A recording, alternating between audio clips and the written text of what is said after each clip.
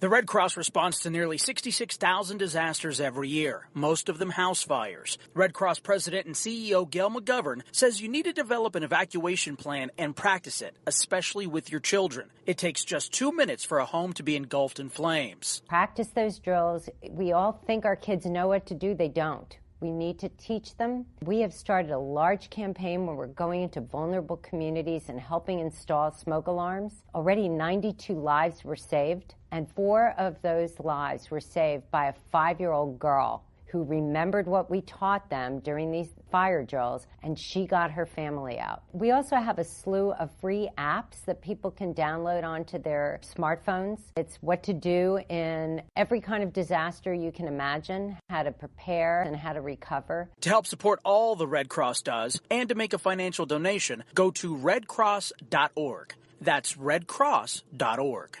See that cute little dog in the pet store window? Chances are it came from a puppy mill. A breeding facility that forces caged, neglected, and often sick dogs to churn out puppy after puppy to be sold for profit. Meanwhile, millions of wonderful, healthy pets end up in animal shelters. This leads to the killing of more than 9,000 by the end of today. But with one simple choice, you can help. Just by deciding to adopt instead of purchase your next pet. Animal shelters are full of amazing pets looking for a home. When you adopt your new best friend, not only are you saving a life, you're taking a stand against puppy mills. When your friends see the smart choice and impact you've made, they adopt their next pet and share with 5 of their friends, who share with 5 more. Before long, thousands get involved. Pet stores stop selling dogs from puppy mills, and even more lives are saved. And with your help, we can save them all. Visit bestfriends.org/puppymills to learn more. It's Thursday night, and you're grabbing drinks with some friends. Started off with a pitcher for the table, which quickly becomes 2. There's pool. And there's the photo booth. All right, everybody squeeze in. Say cheese! Followed naturally by an order of wings. And another. Can we get some extra ranch sauce? Then there's the ceremonial nightcap. So what are we doing this weekend? And lastly, it's back to the car, which, if you're buzzed,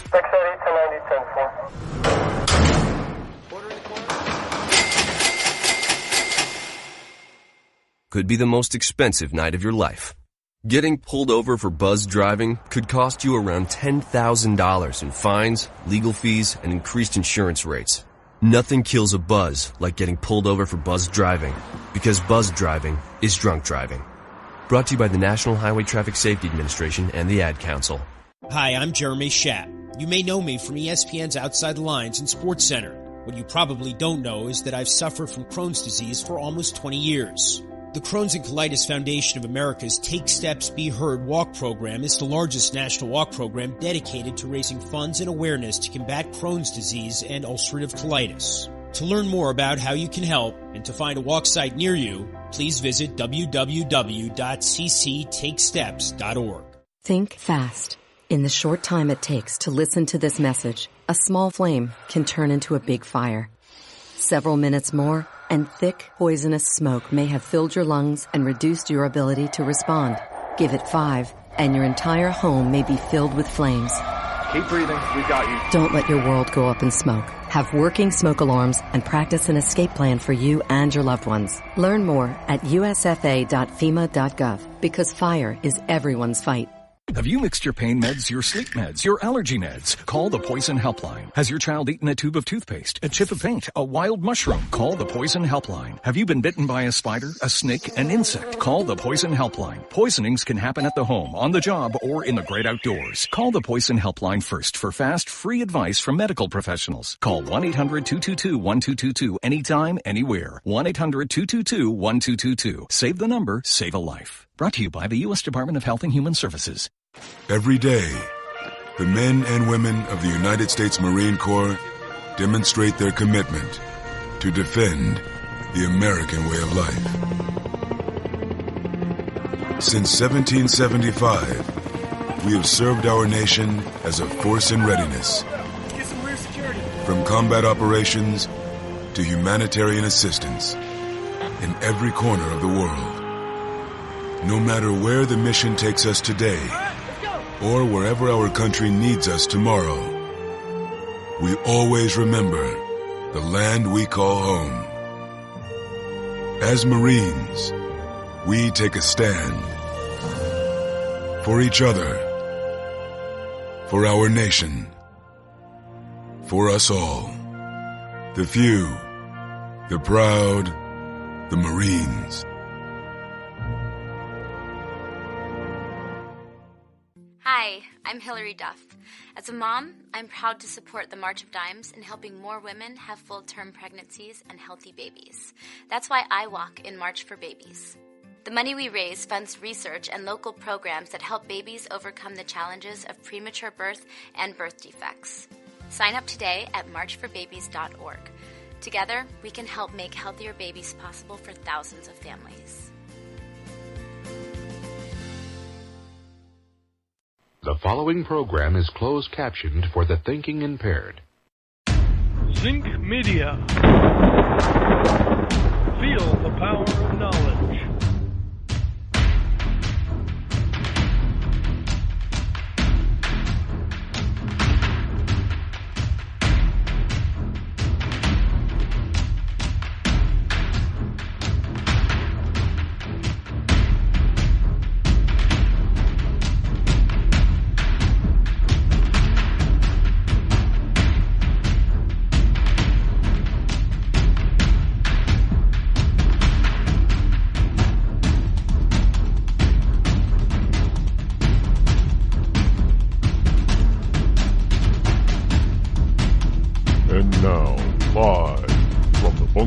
Studio located somewhere within the great granite state of New Hampshire. It's Rod Eccles. And a good Thursday morning to you, one and all of you liberty lovers and ecclesiastites all across the globe. It is I, your lovable host, El Rod, coming to you live this August. I almost said July. No, it's August number 10. In the year of our Lord 2017, I guess I still wish it were July. I actually kind of do, because then it would mean we still have a good portion of summer left. Here it is August 10th, which means in some places in the country, college students only have about a week left of summer before they have to start heading back to college, and many K through 12, some K through 12 across the country, because they start in August, only have about 2 weeks left of summer. Kind of sucks, I know, but, yeah, it sucks to be a kid, but why don't you try being an adult where you don't get 2 or 3 months off for summer vacation? Unless, of course, you're a teacher. Or, well, a lot of teachers teach summer school, so the ones who really get that kind of time off are professors. I've always said that if you want, maybe that's what I should have done. I should have become a teacher, because that's the perfect job in my book. And look, this is not a slam on teachers. This is just facts and reality here. Sure, you put in some long hours during the school year when school is in session, but many people put in long hours all year round. The difference with a teacher is that you're not in school 12 months a year, and you only have to be in school 9 to 10 months a year, depending on your district and how your calendar works. You get 2 months off, at least, every year in the summer. Not to mention all those wonderful holidays during the rest of the year. I'm just saying, I know it's a tough job, but let's be fair. There are a lot of tough jobs out there that work 12 months a year. They don't get 2 months off. And these are places, sometimes where people have been there for 30 or 40 years and still don't get 2 months of vacation time. So I look at my sister, who's a teacher sometimes, and I say, well, what are you complaining about? You guys have one of the best jobs on the planet. If you want extra money or need it, yeah, you can teach summer school. But if you don't, you do something else or nothing. I have a neighbor who's a teacher. Well, she just retired this year, but she said, I never taught summer school. She's always enjoyed her summers from the very first year that she was a teacher. And she had taught 35 years. So you have that choice. Again, I am not putting down the profession, the teaching profession at all. It's a noble profession, and I believe you have a tough job nowadays, especially with all the liberal idiocy that goes on inside the classroom and inside the school buildings. It's a tough job. I understand it.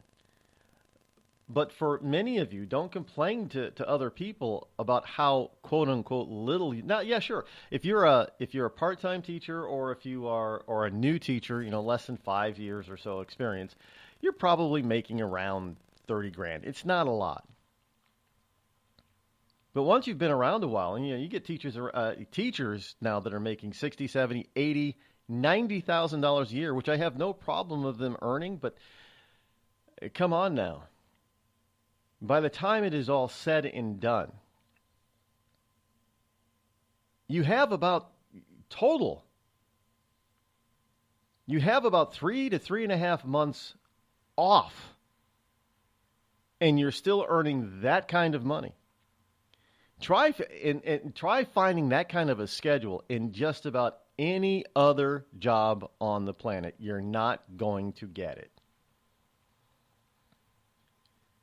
If you want the maximum amount of time off, become a teacher. That's all I can say. I mean, yes, I understand. Well, you don't understand, Rod. We spend hours, 10, 12 hours a day when we're in school.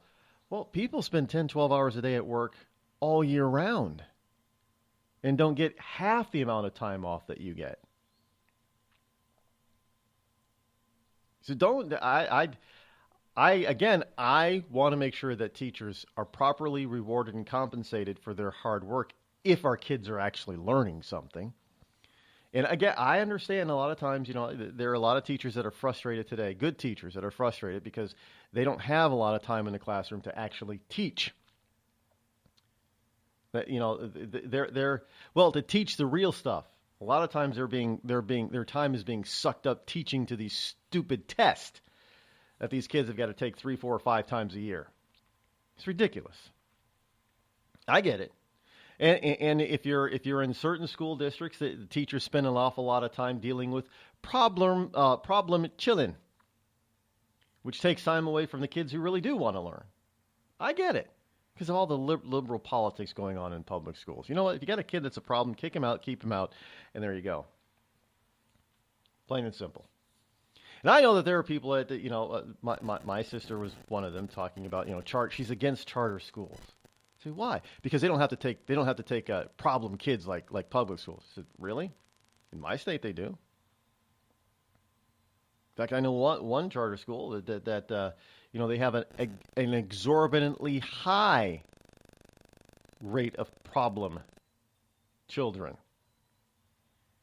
There are even some kids that have a basically full-time in-school nanny. In other words, they have an adult that's like a teacher's aide that all they do all day long while that kid's in school is sit with and work with that kid one-on-one. This is charter schools here in New Hampshire.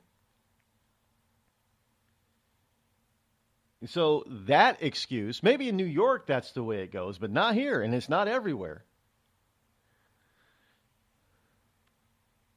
So but the big thing is that you have to be able to get rid of the problem kids. If they have behavioral problems and they cannot behave in a normal setting, then the normal setting children should not be exposed to it and should not be harmed by it. And the problem kid needs to be taken out of the classroom. I'm sorry if you have a kid that has behavioral problems. They don't belong. If they cannot behave themselves most of the time, then it is unfair for them to be in that classroom with a bunch of quote-unquote normal kids who really do want to learn. Kids want to learn. They really do. Now, they may grumble and gripe, I ain't going to school. But when most kids really do want to learn new stuff. Especially if a teacher can make it exciting. But if they have to deal with, if your kid comes home and say that they hate school, don't dismiss it. You need to find out why. And don't get me started in this bullying stuff. Is that a lot of the bully stuff has now just become a bunch of BS. But you need to find out why your kid doesn't want to go to school, why your kid hates school. There's a problem there. One of those problems could be that there's somebody in the classroom who's always a constant disruption. And you do have a say, parents. You can take some action to curtail that or change that or put your kid in a different class where there isn't such a problem. I remember I was in, was it second grade? My mother did it. Took her a couple of months, but she took me out of a classroom with a teacher that hated boys, even stated it. Yeah, hated boys. She got me put in a class with another teacher that didn't have, so you can do it.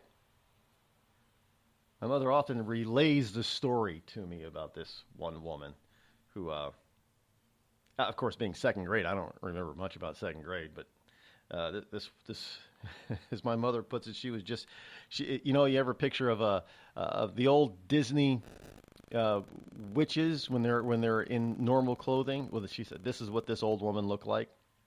She was an old, bitter teacher. She was unmarried, never married. Well, I don't know if she was. I don't think it was a big thing back then to figure out if somebody was a lesbian or not, but she was never married. So basically, she was an old spinster. I remember what she looks like, actually. Not a pretty lady. My mother said she used to hate me. The first month that we were in school, they had these open house things, and this teacher in the classroom, she was saying how girls were so special, and girls were this, girls were that, and boys were just trouble. And most of the boys in the classroom were trouble, and she was admonishing the parents that had boys, you got to keep your boy this and boy that. And my mother said that she overheard this woman say, I just never really liked boys anyway. Boys are always trouble. And that's when my mother began the process of getting me switched to a different class. And eventually it worked. So you got to do that kind of stuff. You can't ignore it. There might be a problem. Maybe the problem is with the teacher. Don't ignore your kids. And don't say you just don't have time to deal with it, because if you don't have time to deal with what's going on in your kid's life, then don't have kids. You got to set aside all that other stuff. It's not just your teacher's job to teach your children. It is your job. See, teaching your kids in a classroom is just a part-time job, basically, for teachers. You're the full-time teacher as a parent. Get involved. Find out what the hell is going on. If your school sucks, then put your kid in a different school. We can't afford, one of the things I always hate is we can't afford to put our kid in a private school. And they got a BMW and a Lexus, both of them brand new out there. So they're sitting on like $900 a month in car payments. They have a house that's 2,500 square feet, 2.5 bathrooms, that they're spending $2,000 to $3,000 a month on. They don't need that big of a house or that much room. Downsize a little bit. And they go on vacation, elaborate vacations every year. Well, the kids deserve vacations. No, it's not the kids. I love it when people say that. Well, we want the kids to experience. Oh, BS! You want to experience it, isn't it? Kids can be happy just going to the city park or city pool or the lake or something. Trust me. Being an Air Force brat, we didn't go on elaborate vacations every year, but hell, we spent a lot of time at either, depending on the base we're at. There was one base that had a lake, a full-size lake on the base property. So in the swimming areas, I spent a lot of time there, a lot of time at the base swimming pools. Kids don't care about going on vacation. Summer not having to get up early to go to school is a vacation enough. That's all on you. Sure, it's great to be able to take your kid to, say, Disney World or something like that and have a once-in-a-lifetime experience. That's great. But not at the expense of other parts of their life that are more important. And the most important thing is your child's education. I don't care. Between the health, well-being, education. Those are the three most important things between birth and 18 years of age. That's what you got to take care of. Not giving them an experience of sending them to camp, or or going on an elaborate vacation. You know, it's Disney one year, Hawaii another year, the Virgin Islands another year. That's not the important stuff. Teach them well. And even the Bible tells us that. Train your kid well, so when they become an adult, they will not stray. If you have kids, that's your world. Not your house, not your BMW, not your Lexus or Infiniti, but your kids. Anything else is selfish and stupid. And frankly, for the rest of us, it's kind of dangerous.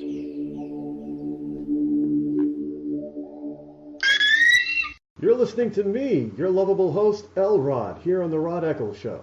We've all heard of male enhancement, but now there's an expert on true male enhancement in the areas that really count. In Herb Ellis's book, Husband 2.0, Real Male Enhancement, you'll find answers to questions like, why doesn't she want to have sex? A quick start, quick results workout guide. Plus, what you can do as a side hustle to make money now. With all the great tips in this book, every man can benefit.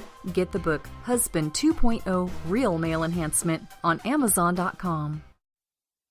Tired of paying outrageous prices for Viagra? Well, we have great news for you. Now you can finally get Viagra at huge discounts. Healthy Man allows you to save up to $500 on Viagra. Why pay U.S. pharmacy prices of $15 per pill or more when you can get Viagra for less than $3 a pill? Call today and get 40 Viagra pills for only $99. This can cost as much as $600 at your local pharmacy. You can't afford not to call us. If you want Viagra at the lowest prices, never pay $15 a pill pharmacy prices again. Get Viagra for less than $3 a pill. Call 800-595-2614 today and save up to $500 and get 40 pills for just $99. Healthy Man is fast, easy, and affordable. Operators are waiting at 595-2614 to take your call now. Call 800-595-2614. That's 800-595-2614. Again, 800-595-2614.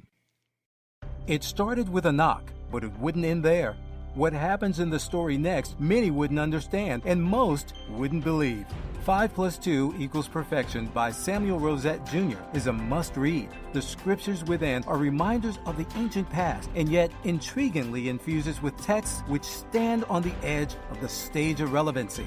Available online at Westbow Press, Amazon, Books A Million, Barnes & Noble, and SamuelRosetteJr.com.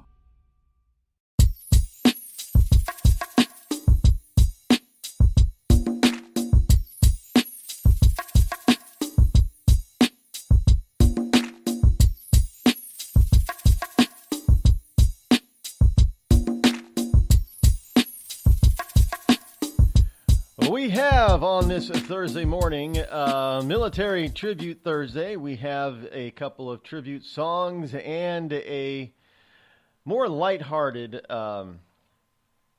tribute here to a fallen military vet. His family did a wonderful, whoever wrote his family did a wonderful job on this one. It's lighthearted. I mean, it's sad because obviously the veteran has passed away, but kind of lighthearted, not heavy. And he didn't. Well, we'll get into it later when I read. He didn't evidently from the way they wrote this. He didn't serve.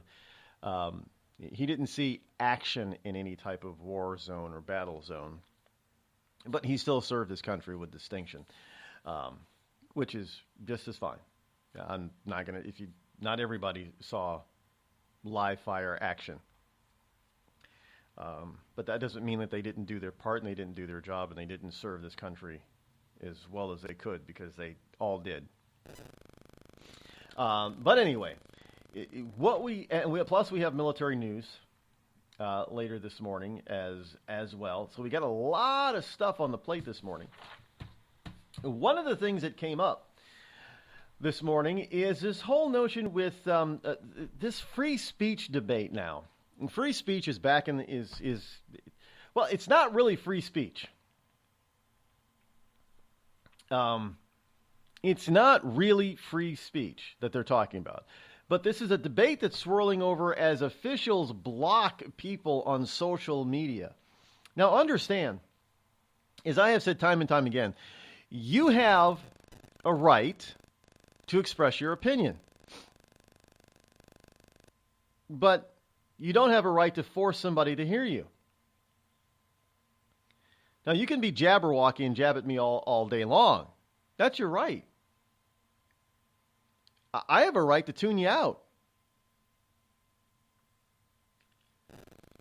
You have a right to go ahead on social media and post whatever within the limits and rules and regulations of the various social media platforms. But you have a right to express whatever you want on social media. I have a right not to be bothered by it. Even if I'm a public official, unless it is a government site. And this is where the limit probably comes in. But if I'm a person, let's just say I'm a senator.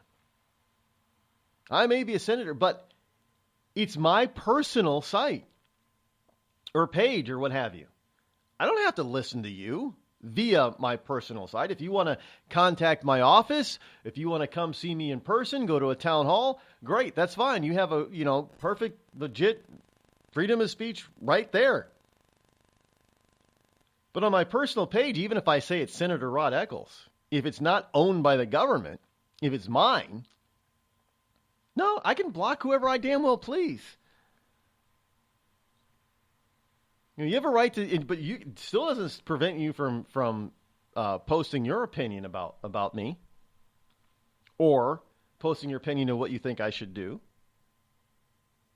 You're not being stifled as your free speech. Well, Rod, what if all the senators and all the government employees started blocking people? As long as those pages are privately owned. In other words, just because they became an employee of the government doesn't mean that everything that they have all of a sudden becomes property of the government. It doesn't. You can change your name. I could be Rod Eccles today on Facebook, and November I get elected to the Senate. Now can I change the name to Senator Rod Eccles? Same page. And now all of a sudden I don't get to block people? Nah. Sorry, that's not the way it works. So now we have this debate going on. I don't even think it's really a debate, but an emerging debate, evidently, about whether elected officials violate people's free speech rights by blocking them in social media, spreading across the USA as groups sue or warn politicians to stop the practice. I say let them do it.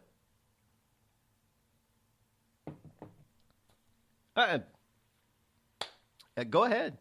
As long as it's not if you want to say the U.S. Department of Justice on Twitter, they can't block anybody. Because that's like having a phone number. It's a new phone number, basically, Twitter. No, they shouldn't be. That shouldn't block anybody. The White House Twitter page. Well, that's owned by the government. That shouldn't block anybody. But Donald Trump, just because he's POTUS, his own page, he can block whoever he damn well pleases, as far as I'm concerned. That's the way it works. That's a free society. I don't know how people get away with saying anything less, to tell you the truth. But anyway, there is this debate that's going on about this all of a sudden because, Twitter, I guess, Twitter is now the only place in the country where you can get your free speech rights on, right? That's it. Twitter and Facebook. Those are the only places now, I guess. And if you what's next? Can you say that your free speech rights are being violated if Twitter deletes your page? Maybe like Milo should sue. The Red Cross responds to nearly 66,000 disasters every year, most of them house fires. Red Cross President and CEO Gail McGovern says you need to develop an evacuation plan and practice it, especially with your children. It takes just 2 minutes for a home to be engulfed in flames. Practice those drills. We all think our kids know what to do. They don't. We need to teach them. We have started a large campaign where we're going into vulnerable communities and helping install smoke alarms. Already 92 lives were saved, and 4 of those lives were saved by a 5-year-old girl who remembered what we taught them during these fire drills, and she got her family out. We also have a slew of free apps that people can download onto their smartphones. It's what to do in every kind of disaster you can imagine, how to prepare and how to recover. To help support all the Red Cross does and to make a financial donation, go to redcross.org. That's redcross.org. I'm just so happy my father had a chance to see his kids before he passed. I just want to say thank you. When her father fell ill, the American Red Cross was able to help get Veronica's brother home from the Navy to speak to his father one last time. It's thanks to your donations that we can connect military families when they need it most. Please donate today at redcross.org. It's Thursday night, and you're grabbing drinks with some friends. Started off with a pitcher for the table, which quickly becomes 2. There's pool. And there's the photo booth. All right, everybody squeeze in. Say cheese! Followed naturally by an order of wings. And another. Can we get some extra ranch sauce? Then there's the ceremonial nightcap. So what are we doing this weekend? And lastly, it's back to the car, which, if you're buzzed,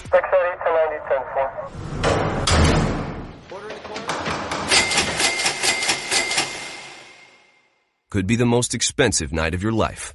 Getting pulled over for buzzed driving could cost you around $10,000 in fines, legal fees, and increased insurance rates. Nothing kills a buzz like getting pulled over for buzzed driving, because buzzed driving is drunk driving. Brought to you by the National Highway Traffic Safety Administration and the Ad Council. Every day, the men and women of the United States Marine Corps demonstrate their commitment to defend the American way of life. Since 1775, we have served our nation as a force in readiness. From combat operations to humanitarian assistance in every corner of the world. No matter where the mission takes us today, or wherever our country needs us tomorrow, we always remember the land we call home. As Marines, we take a stand for each other, for our nation, for us all. The few, the proud, the Marines.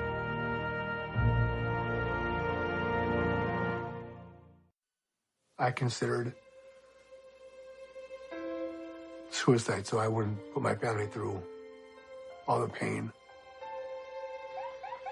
Many of our warriors are returning home from the battlefield, only to face a new war as they struggle with devastating injuries. At Wounded Warrior Project, we understand. We're there to help. Even though you think you're broken, you're not. It's the physical and the emotional healing that Wounded Warrior Project provides. With a gift of just $19 a month, you can join Wounded Warrior Project. You'll help provide critically needed programs and services that rebuild lives. Beautiful. There you go, buddy. The ongoing needs of our wounded and their families will continue for many years to come. Now is the time to show your support. Call now or go online with your gift of just $19 a month, and we'll send you this Wounded Warrior Project blanket.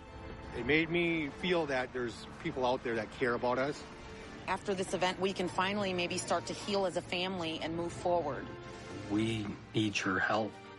The families are hurting. For many of our wounded heroes, the greatest casualty is being forgotten. That's why your gift of just $19 a month is so important. Please call or go online right now.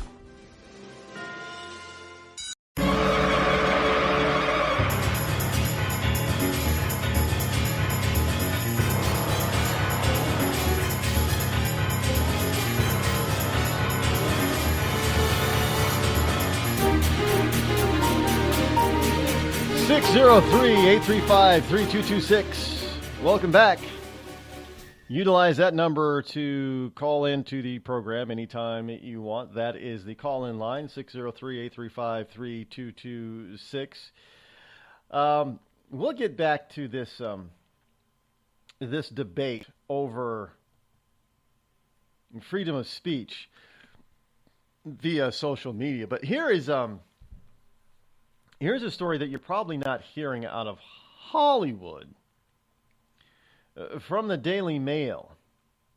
Now, I bring this up because, a couple of weeks ago, we learned that supposedly in Trump, and when he was talking to some foreign dignitaries or about something or other, Mexican president, I do believe, if I recall correctly, about like a state like New Hampshire, a drug-infested den. New Hampshire's a drug. Well, every time, and you had our Republican governor Chris Sununu and our former governor, Democrat Senator Jeanne Shaheen, wanted Trump to apologize and jumped all over him. Now, this is the funny thing. When it hit the local news, TV news here, it hit the local TV news. The story came on the local TV news. And the first commercial at the first commercial break after saying the story was New Hampshire's State of Addiction. Special that they have like almost every Friday. And then there was a PSA during that break as well about the opioid addiction here in New Hampshire and getting help. I'm like, so on one hand they're telling us that people are dropping like flies from opioid like methamphetamine addictions here in the state, and so Trump says, well, it's a drug-infested den because that's what we're calling it. We're just not calling it that specific phrase. We here in New Hampshire are saying New Hampshire is a drug-infested den because every other commercial, it seems like, is a PSA about all the drugs going, drug addiction happening in this state. Are we not? Are we just supposed to say, well, we have a huge? We're calling it here in this state an epidemic, folks. I kid you not. So when Trump said it's a drug-infested den, well, he was only putting it into succinct language that we say here every single freaking day. Now, I don't happen to agree that New Hampshire is a drug-infested den, but that is what all our local politicians are calling it. They just don't use those words to say it, but they're still saying it. I mean, this is really quite amazing and surprising. This Trump derangement syndrome is just amazing. Trump tells the truth and people jump all over him. Trump puts in simple words for everybody to understand what other people have been saying every single day for months and months and months, and they get mad at him for it. Now, if Obama would have said, hey, the way you make it sound in New Hampshire, you make it sound like it's a drug-infested den up there. We got to do something. Obama could have got away with it. But Trump, because of Trump derangement syndrome, no, he can't. He should apologize. No, he shouldn't. Because it's exactly what you idiots here, you local politicos, have been saying for the past couple of years about New Hampshire. You just put it in more polite, politically correct terms. That's the whole thing. You're still saying the same damn thing. You're just trying to be PC about it. Well, I'm with Trump. Quit pussyfooting around and stop being PC. And just say it. Now, why am I bringing this up? Well, because, we have all these wonderful Democrats that want all these programs for helping people with drugs, right? Who get hooked on drugs. And out of Hollywood, and what is it? Yesterday I brought you a story about earlier this week I brought you a story about the sex robots, and we need to do something about sex robots, right? Well, a male prostitute who was only 26 years, within the same story, one says he's 26, another says he was 27, but a male prostitute who was 26 years old died of a methamphetamine overdose at the home in Hollywood of a high-profile Democrat donor. Now, other than Chris Sununu, who's our Republican governor, we have all the Democratic, our Washington contingent is all Democratic females. I know, it's sick, but it is. So all the Washington contingent jumped on Trump for calling it a drug-infested den. They're all Democrats. But here, a young man by the name of, I think it's Gemel or Gemel, or maybe it's Jamel. Yeah, that's it. Jamel. It's a different spelling. G-E-M-M-E-L. Jamel Moore. 26 was found dead. Yes, he's an African American. He was found dead in a West Hollywood, California home on July 27th. He died at the home of Ed Buck, a high-profile Democratic donor. The L.A. coroner's office said he died of an accidental overdose of methamphetamine.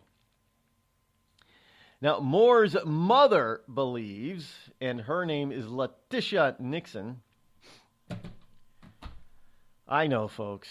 Let's get past that part. Letitia Nixon, Moore's mother, said that the demise was more sinister than that as it was revealed. Moore's mother believed that Ed Buck, liked watching black men do drugs. I don't know about that, but I do know there's some strange fetishes out there. Now, Ed Buck is obviously not a suspect in Moore's death or any other police investigation. What's the easiest way to kill somebody? Make it look like a drug overdose. Look, that's the way they portray it on the TV cop shows. They do. Make it look like a drug overdose. Even if the person never did drugs before. I don't know if his story does not say that Jamel Moore has a history of drug use. Well, he is a male prostitute. And his proud mama, I'm sorry, she's not necessarily proud, but his mama says that he has been involved in the sex trade for the past few years. Now, this is in Hollywood, folks. And in Hollywood, believe it or not, the highest paid, we have these so-called high society, high paid call girls, right? High profile. They don't even call themselves prostitutes, but that's what they are. They get hundreds or thousands of dollars a night, and they have a very exclusive clientele list. In other words, you just can't be any Joe off the street and call this sex worker up. You have to be referred, and that kind of thing. But understand, when it comes to male prostitution, it is just as lucrative. And there have been all kinds of movies and documentaries about this in Hollywood. If you get in, if you break into the so-called inner circle of Hollywood elites, as a male prostitute, you are set until you turn about 30 or so, really. And you don't even have to be in the face that good looking. You just have to play the part, be very attractive physically, physical, your body features. This is, all the stuff that's been portrayed in movies that are fiction, movies based on true stories and documentaries. I mean, there was a couple of months ago, I was watching a bunch of stories on the so-called sex trade and how sex bots, one of them were talking about sex bots could put these people out of a job, the street urchins out of a job. But male prostitution, we don't hear about it as much. But it can be even more lucrative than to being a high-class call girl. Oftentimes, the reason is because the female usually isn't doing it on her own. She has a handler. And that handler, believe it or not, is usually another female. But they have a handler. Male prostitutes don't have a pimp. High-class male, they don't have a pimp. They are their own pimp. Well, I guess the girls need some sort of form of sense of protection. There's somebody else has to know where they are. Male prostitutes don't have that. And they're out in Hollywood making big bucks to a bunch of people who are Democrats, who are closeted gay people. You don't hire a male prostitute unless you're gay in Hollywood. Well, anywhere, really. Now, this incident occurred early in the evening, too, back on July 27th at around 7:30 p.m. at the West Hollywood home of Ed Buck, a high-profile political activist and wealthy contributor to the California and the Los Angeles County Democratic Party. How much you want to bet this guy probably could have injected Jamel with the methamphetamines himself? But because he's a high-level, high-profile Democratic activist and contributor, of course they're not looking at him for any other reason. I'm just putting it out there. Now, maybe Ed Buck is completely innocent. I highly doubt it, but maybe he is. But to look at this and just say immediately, one, because it's Jamel is a black man, 26-year-old black man. He's a sex worker. And immediately dismiss it. Just an overdose.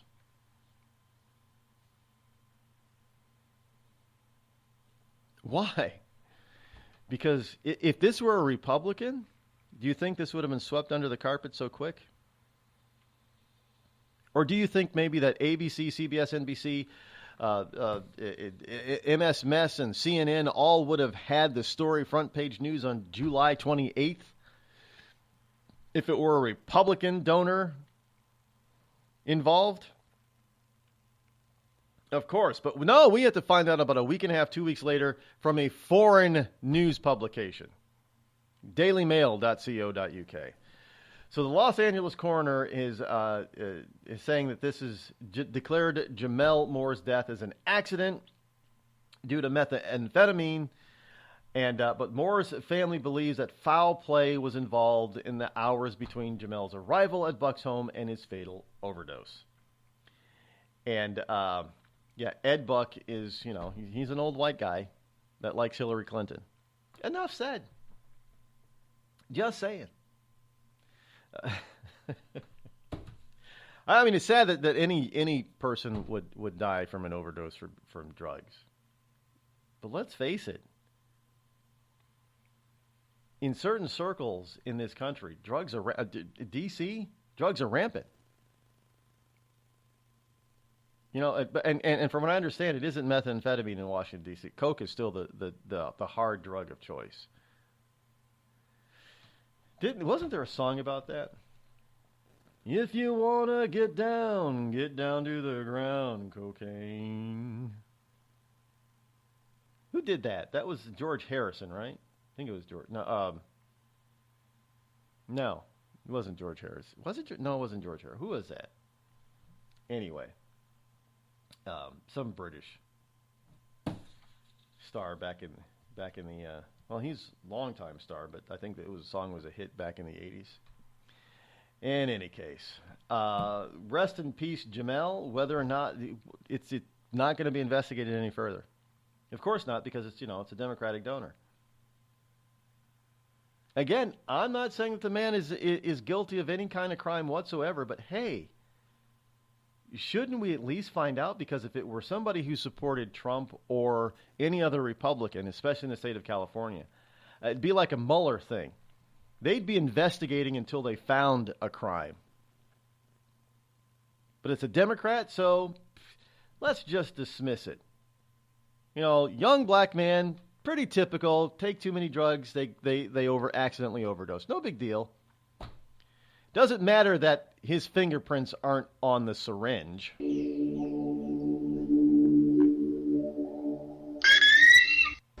Hello, America. It's me, your history. I remember a time when we thumbed our nose in a king's face, sent him packing. And when fascists and emperors talked a little bit too loud, we showed up, tore their cities to the ground, and then rebuilt them just to prove we could. We put men on the moon, we won a Cold War, and we elected fearless leaders who led fearless people. What the hell happened to you, America? Back in my day, we didn't elect a big-eared community organizer. We punched him in the kidney. Maybe it's time you came home, America. Home where you belong.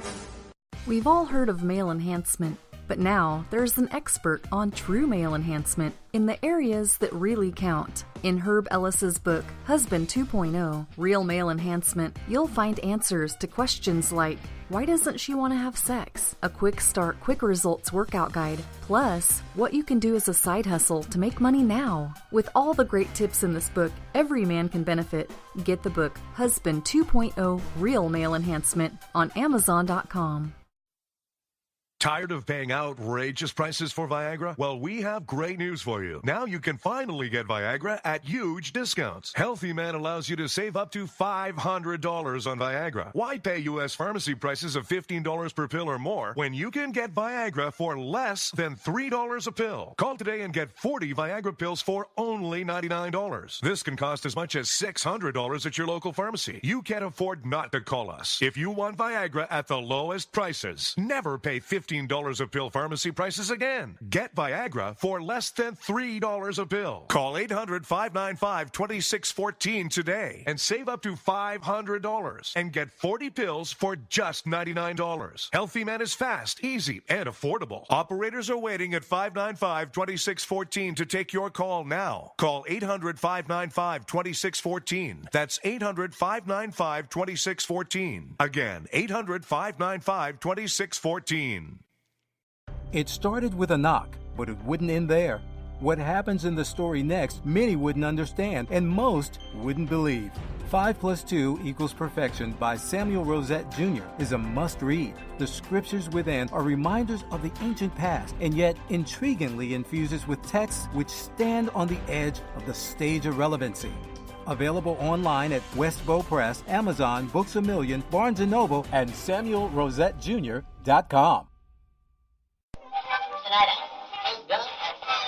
This is Free America broadcasting on the Rod Eccles Show with a message to all patriots trapped behind the lines in California, New York, Boston, and Chicago. Don't give up, true lovers of America. Even as we speak, moves are being made to drive the invaders back to the land from which they came. Defeat the would-be dictators and lift the chains of tyranny from around your neck. Stay strong. Stay brave. You're not forgotten, and you're not alone. Until next time, patriots, this is Free America signing out. Call Rod now, 603-835-3226. Lines are open.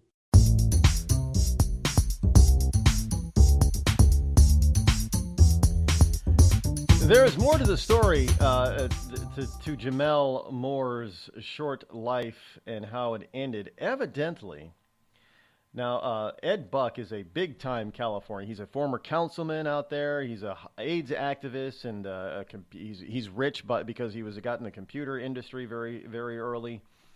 And he's been, donors for Jerry Brown, for Hillary Clinton, and others out there. And evidently, there was a phone call and there were conversation interviews conducted with some of Jamel Moore's quote-unquote friends, who claim that Ed Buck often asked them to go out and find additional black male prostitutes to come back to his home and do drugs. He liked to watch them on drugs, take pictures of them.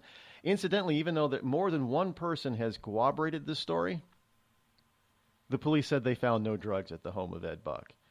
Well, then, how did Jamel Moore die of an overdose? There were no drugs at the house, but he still died of an overdose? It's kind of curious to me. And more than two sources have claimed that these pictures were also available. Those pictures also were not found at the house. Just saying. Something doesn't sound right. Let's take a quick call here this morning. 731, you're live on the Rod Eccles Show. How are you? Hey. Good morning. Well, I'm good. Well, listen, I am kind of curious. I read that story yesterday afternoon, and how he accidentally overdosed, but they didn't find any drugs. Did he use them all up, or? That's my question. I have no idea where they could have. I mean, where is it? If he was slamming, and slamming, from what I understand, is a term of taking meth meth injection. There has to be some trace of the drug in a syringe somewhere. You don't see. Well, that's right.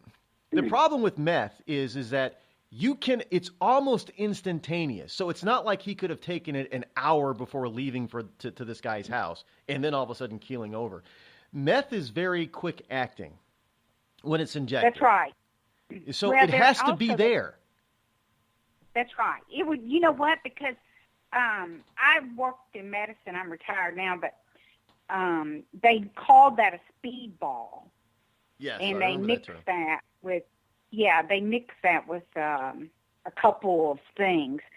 But, what I find really you were talking about the public safety announcements, that they're doing.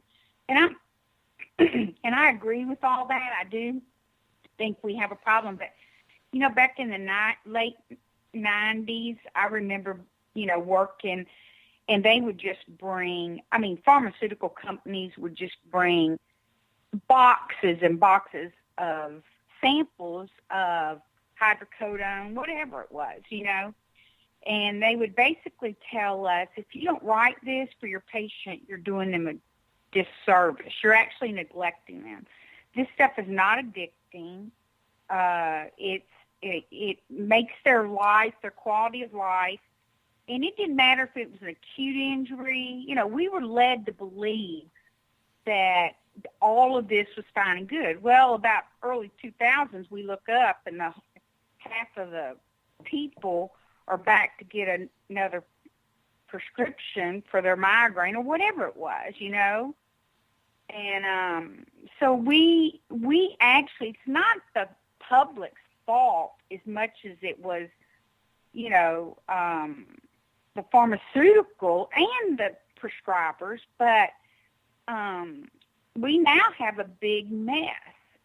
And in I'd say 2010, 2011, then we were told, oh, whoops, we've got a bunch of people addicted, which we already knew at that time. We just didn't know what to do about it. And so they're now going, you have patients that are addicted, then they come down on you writing them. So we had to tell the patient, no, you can't have that, which is the right thing. But we'd already created this big bubble. Does that make sense? Yeah. So basically, it's just like any other product or service. You get people, you introduce it into a marketplace, and you get people to like it very much, and then you get people to be addicted to it, whether it be physically, mentally, or convenience wise. Psychological. Yeah. I mean, it's the same thing, but only this way when you do it, it has the stamp of approval of our wonderful FDA instead of being illicit. But it leads people. It leads people to go to the illegal stuff. Sorry, dear. Unfortunately, I got to run for the top of the hour break. Okay. It is a hard break. Okay. And we'll talk soon. I just, I think it's sad, but I want people to realize it's not the public's fault as much as it is, my profession that was misled by the pharmaceutical company. Yeah, that is so true. Well, we'll talk again soon. Okay. Thanks. Bye-bye.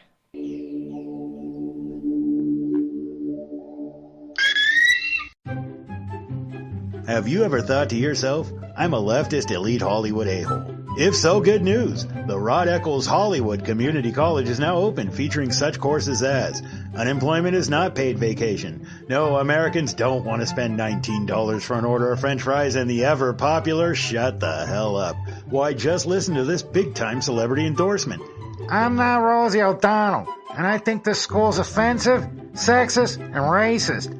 And I think you're a giant a-hole who needs to shut the hell up. Hey, we teach a course in that. The Rod Eccles Hollywood Community College, where being an a-hole is not a guarantee you'll be an A student.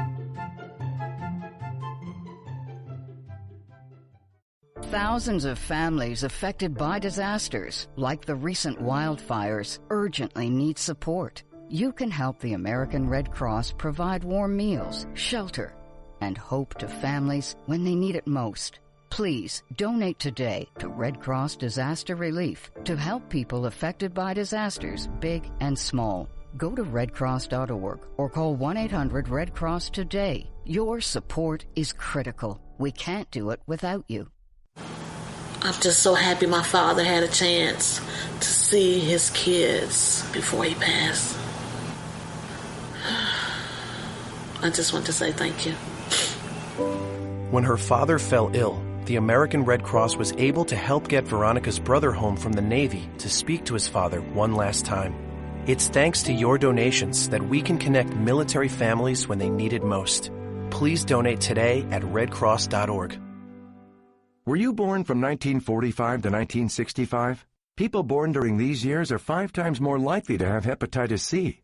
So even if you try to eat right, exercise, and take care of yourself, you could still have hepatitis C, a serious disease that's a leading cause of liver cancer. If you were born from 1945 to 65, you should get a blood test for hepatitis C. Treatments can cure this disease. Talk to your doctor about getting tested.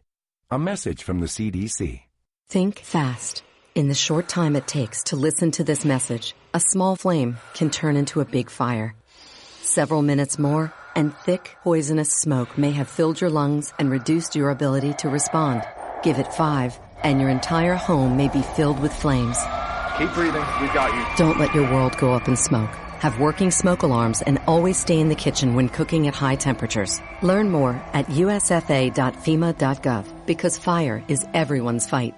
Have you mixed your pain meds, your sleep meds, your allergy meds? Call the Poison Helpline. Has your child eaten a tube of toothpaste, a chip of paint, a wild mushroom? Call the Poison Helpline. Have you been bitten by a spider, a snake, an insect? Call the Poison Helpline. Poisonings can happen at the home, on the job, or in the great outdoors. Call the Poison Helpline first for fast, free advice from medical professionals. Call 1-800-222-1222 anytime, anywhere. 1-800-222-1222. Save the number, save a life. Brought to you by the U.S. Department of Health and Human Services. Premature birth is the #1 killer of babies. Those who survive often face birth defects and complications that affect them for life. For hundreds of thousands of families in the United States, this is the hardest thing they will ever have to face. And it's even harder on the baby. March of Dimes is providing education and support to families and funding life-saving research to give every baby a fighting chance. You can help. Do something today. Give them tomorrow at marchofdimes.org/tomorrow. It's pretty amazing when you consider that 7 years ago, we didn't have the treatments we have now. We cure 80% of children with cancer. Go back 50 years, we were curing 20 to 30%. This is the miracle story of modern medicine. We understand what makes this cancer tick. And of course, without donors from around the world, this just couldn't happen. There's one thing we're focused on, and that's beating this thing. St. Jude Children's Research Hospital. Finding cures, saving children. Learn more at stjude.org. Not on my watch, our military service members say, as they volunteer to serve. As they move out, stand firm, and take fire. So not on our watch, we say, to the severely ill or injured veterans who can't get the care they deserve to live full and independent lives, even when there's no government funding, or a nursing home seems like the only option. We won't leave one warrior behind. Not on our watch. Join us at findwwp.org. Every day, the men and women of the United States Marine Corps demonstrate their commitment to defend the American way of life. Since 1775, we have served our nation as a force in readiness. Get some rear security. From combat operations to humanitarian assistance in every corner of the world. No matter where the mission takes us today, or wherever our country needs us tomorrow, we always remember the land we call home. As Marines, we take a stand for each other, for our nation, for us all. The few, the proud, the Marines.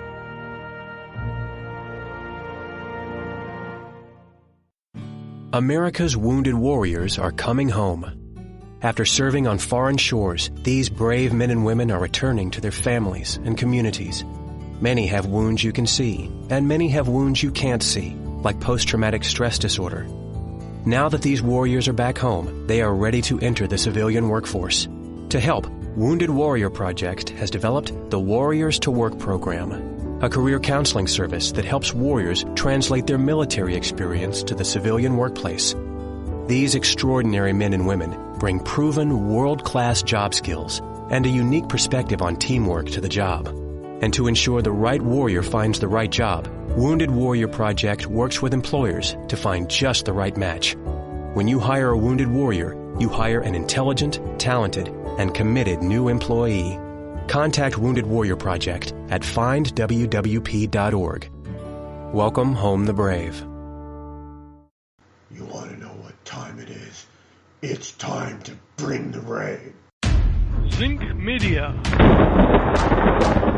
Feel the power of knowledge.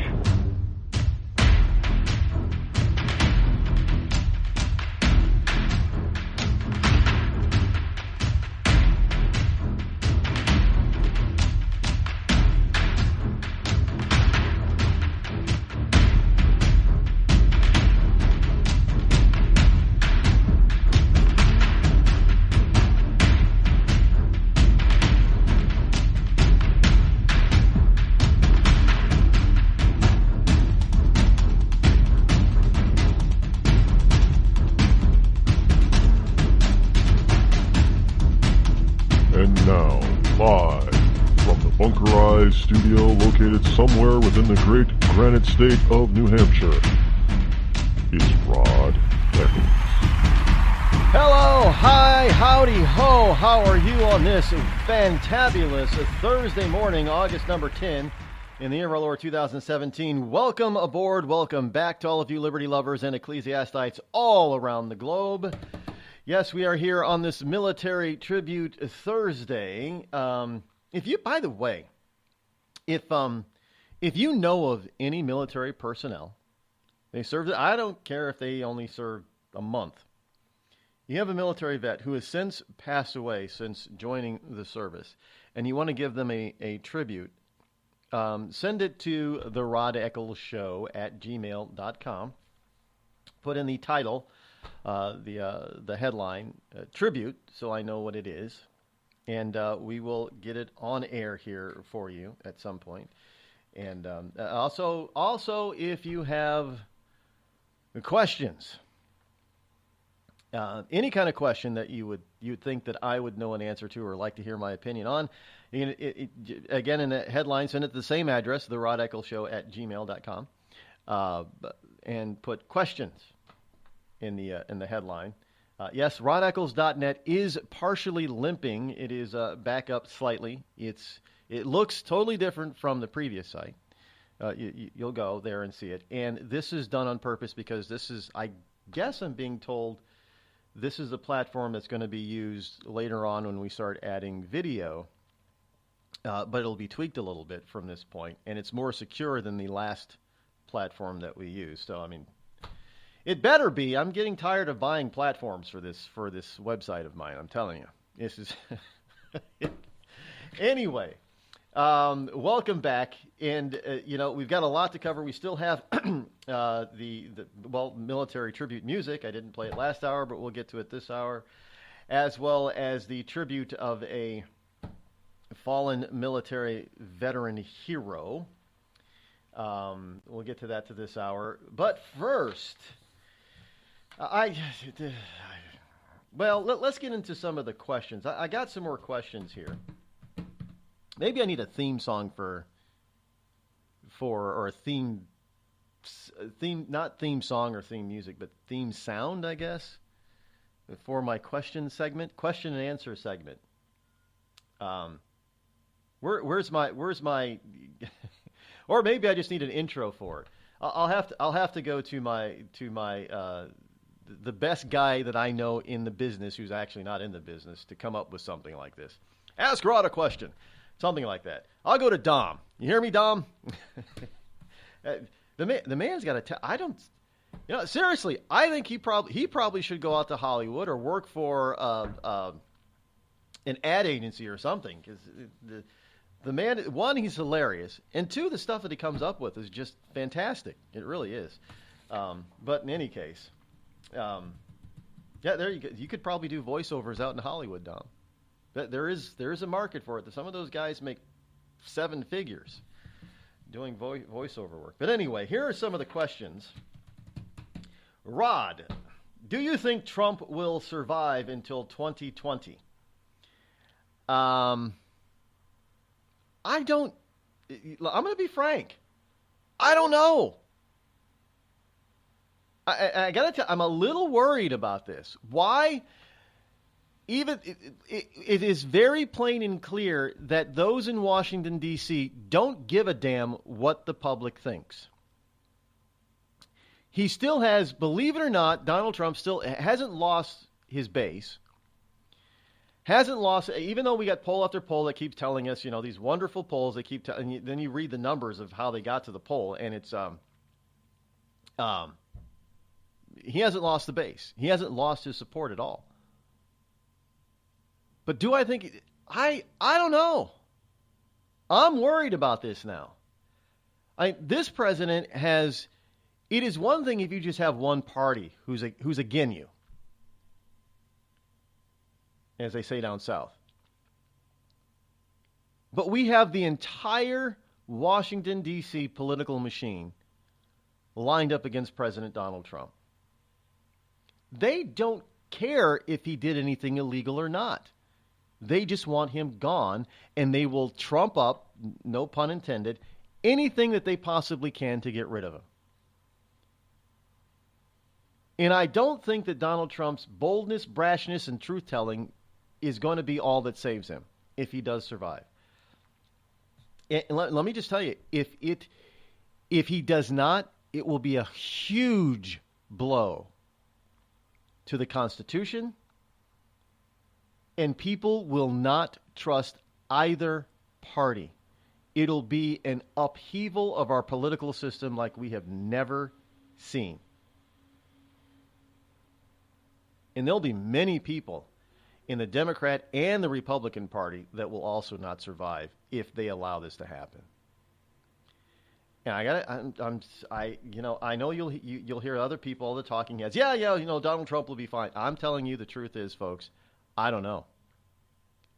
And as the days go by, it becomes less and less likely. If I was, I'm not much of a betting man, but if I were a bookie, on a daily basis, the odds of him surviving go down daily. And I don't say this in order to make any of you fret or give up, because I think the only thing that is going to keep him in office at all until 2020 is the support that you give him. That is the only thing that is going to save him. But again, remember, these people in Washington, if you do not do something in 2018 to get rid of some of these inside the Beltway, if you do not help Donald Trump clean the swamp in 2018, all bets are off. If you clean the swamp and get rid of some of the establishment in both parties in 2018, he's got a chance. But it's our duty. That's where the support comes from.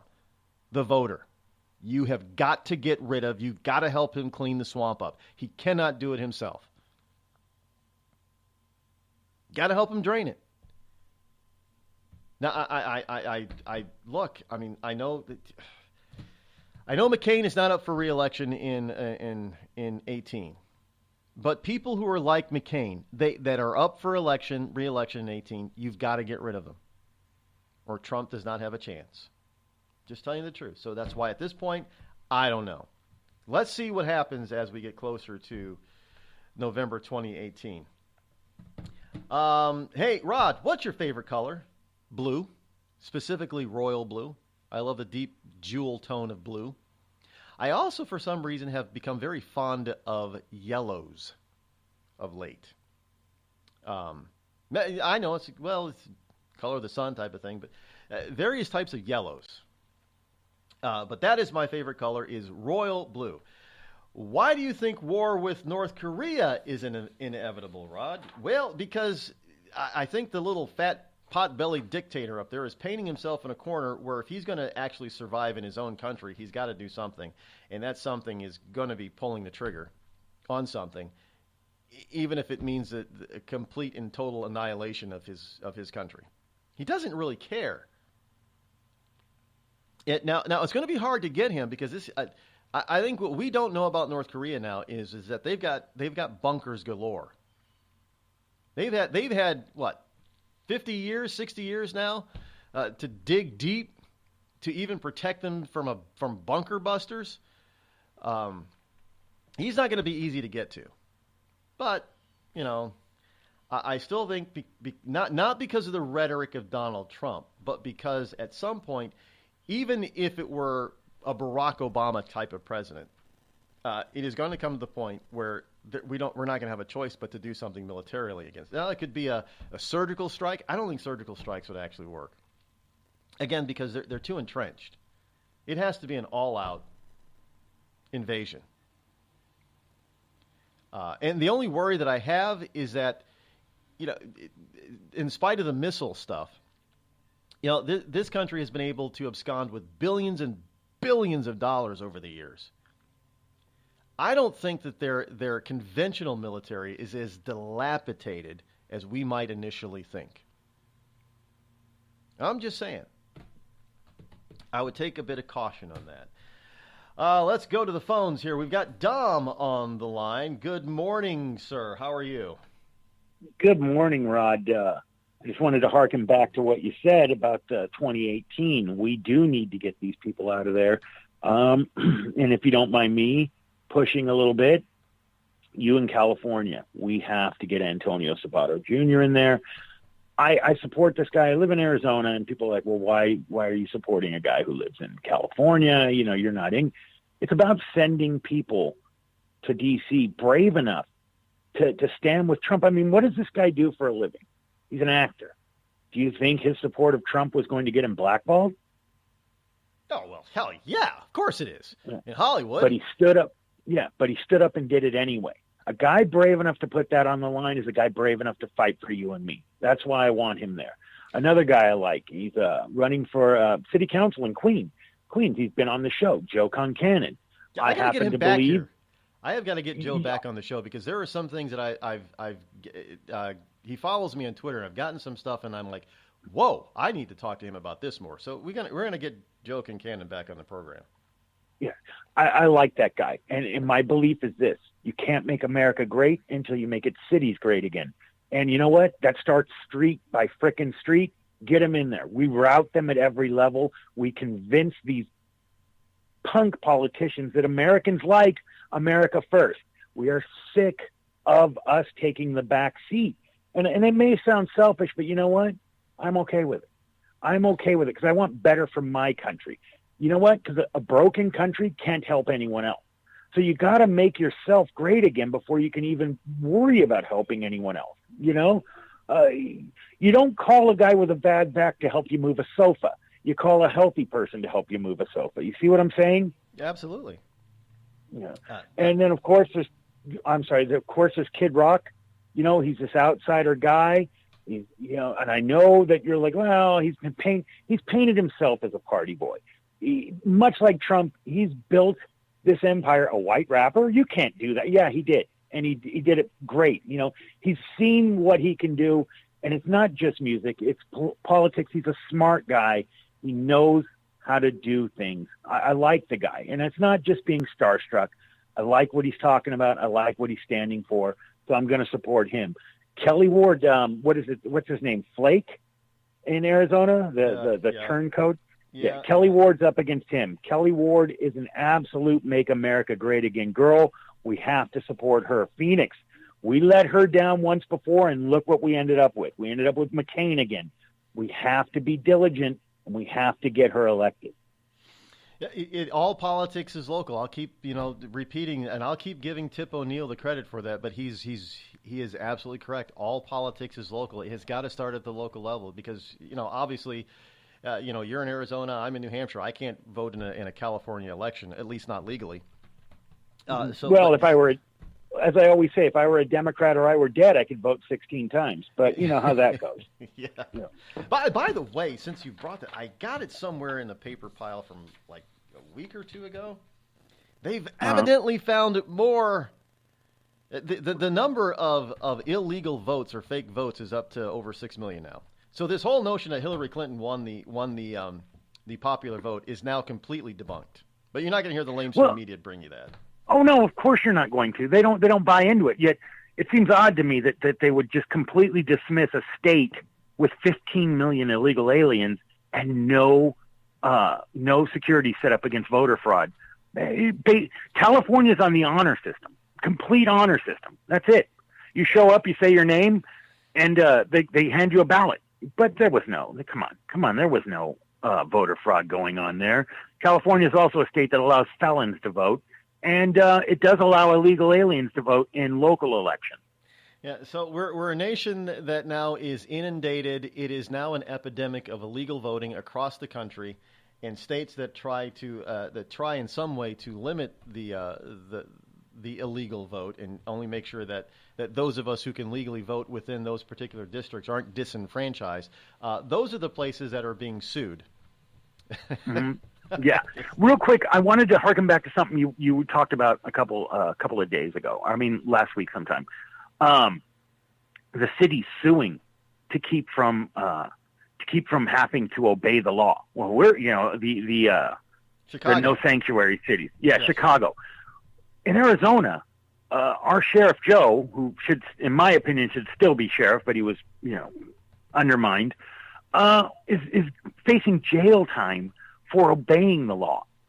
Yeah. That's how screwed up the left has got this country. You now go to jail for obeying the law, and you're hearkened as a hero for standing up and saying, I don't want to obey the law.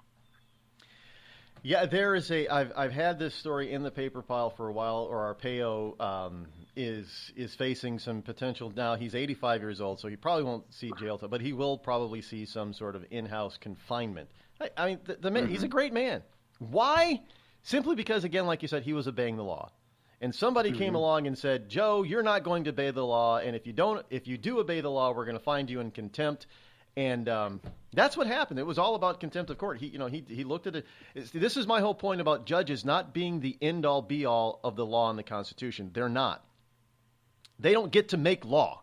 But we've got judges on benches at all levels now, from local to high level, Supreme Court, federal Supreme Court, writing law. All of that is unconstitutional. They do not write law. They do not make law. They do not force law. But what they did to Joe Arpaio is basically the same thing as writing a new law and then enforcing it. And if you don't follow their judgment, their decree, then they're going to hold you in contempt. And it's you might know about it, but I don't know how many of your listeners know about it. Because it was, living in Arizona, Joe Arpaio faced the full force of Obama. Obama came down on him with a hammer and just went at him. I mean, he was Obama's pet project, or at least the Obama Justice Department's pet project. This guy, Joe Arpaio, battled and battled and battled until they finally, like you said, made up something that they could get him with. And it was just, they made it up. They're all, he keeps beating us in court, so we'll just make something up. Yeah, and basically that is their weapon of choice now. This is what they're doing with Trump. Manafort just got his home raided. Why? We're not being told. We're just making something up now. We're no longer looking at Russian collusion because there's no there, but there's something else there that we're trying to make up and find. So they're creating. This is why you never go in front of Congress or any of these special prosecutors without immunity and or your lawyer, because they will ask you the same question 100 times, and they will analyze your answer all 100 times and say, aha, he misspoke there and there, so now we got him on perjury. This is what happened to Scooter Libby. Folks, we don't make this stuff up. But yeah, so they'll make something up. They'll keep at it until they force you to make an error. Like in tennis, these unforced errors, and there's unforced errors and there's forced errors. They will keep at you until you are forced into making an error, and then they will nail you to the wall. That's the way it works in D.C. That's the swamp that needs to be cleaned out. You know what's? Hold on, real quick before you let me go. There's one saying: a liar is the only one who will ever get the same story straight, because he's memorized that story. An honest person will screw up the story every time. That is absolutely true. Absolutely. All right, Rod, you have a great day, my friend. You too. We'll talk again soon. Talk to you later. Bye. He's right. If you tell the truth, you're basing it on your memory, and memory is always fallible. But like a good actor, if you rehearse the lie, it's the same every time. You're listening to the Rod Eccles Show, the coolest, most politically incorrect, conservative black man on the planet.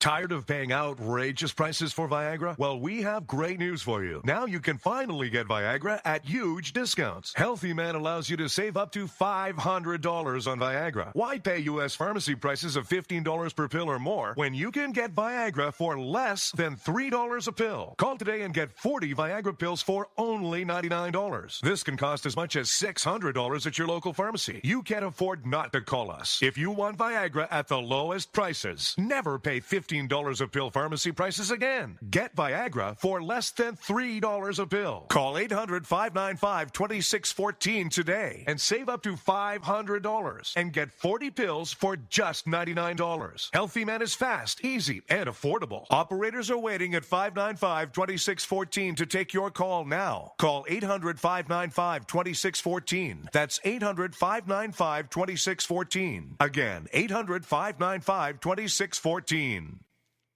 We've all heard of male enhancement, but now there's an expert on true male enhancement in the areas that really count. In Herb Ellis's book, Husband 2.0, Real Male Enhancement, you'll find answers to questions like, why doesn't she want to have sex? A quick start, quick results workout guide, plus what you can do as a side hustle to make money now. With all the great tips in this book, every man can benefit. Get the book, Husband 2.0, Real Male Enhancement, on Amazon.com. It started with a knock, but it wouldn't end there. What happens in the story next, many wouldn't understand, and most wouldn't believe. 5 + 2 = Perfection by Samuel Rosette Jr. is a must-read. The scriptures within are reminders of the ancient past, and yet intriguingly infuses with texts which stand on the edge of the stage of relevancy. Available online at Westbow Press, Amazon, Books A Million, Barnes & Noble, and SamuelRosetteJr.com. You know, a couple of weeks ago, a long-haired young person came into our bank and said to me, I bet you won't lend me money to buy an electric guitar. Well, he was making $100 a week, and he was over 18, and I said, I bet you I will lend you money to buy an electric guitar. And I did. So what happens? The punk gets busted for possession of dangerous drugs, and we're out $350. There's one thing about kids nowadays. You don't have to give them credit. Universal Bank. We trust you. About as far as we can throw you.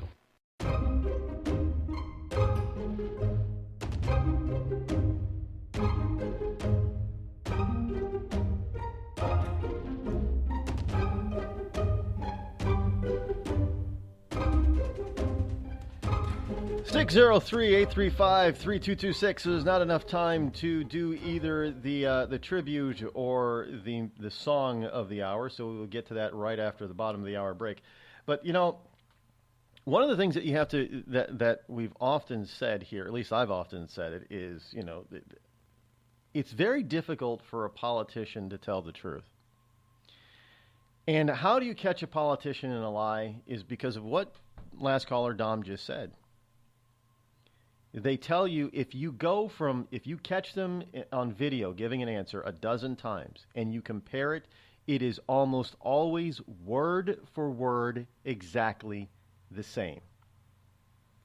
That means it's been rehearsed. It's been written down, it's been studied, it's been rewritten, and it's been learned and memorized just like a script.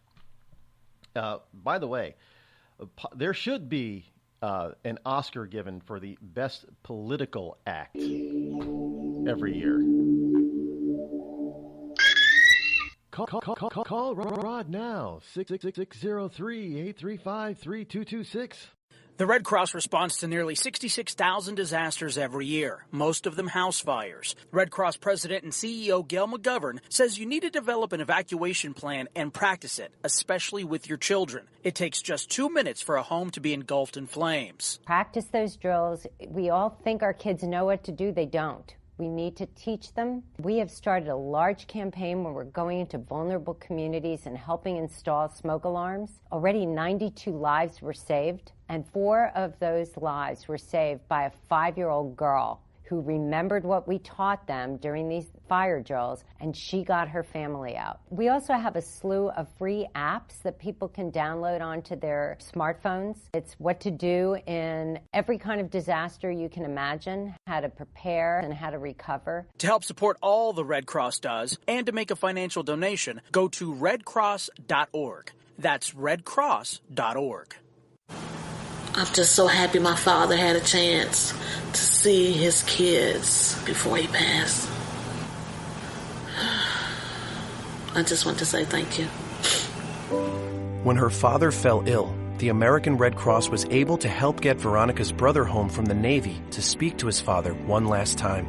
It's thanks to your donations that we can connect military families when they need it most. Please donate today at redcross.org. It's Thursday night, and you're grabbing drinks with some friends. Started off with a pitcher for the table, which quickly becomes 2. There's pool. And there's the photo booth. All right, everybody squeeze in. Say cheese! Followed naturally by an order of wings. And another. Can we get some extra ranch sauce? Then there's the ceremonial nightcap. So what are we doing this weekend? And lastly, it's back to the car, which, if you're buzzed,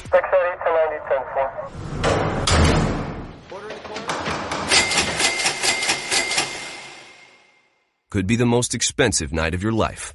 Getting pulled over for buzzed driving could cost you around $10,000 in fines, legal fees, and increased insurance rates. Nothing kills a buzz like getting pulled over for buzzed driving, because buzzed driving is drunk driving. Brought to you by the National Highway Traffic Safety Administration and the Ad Council.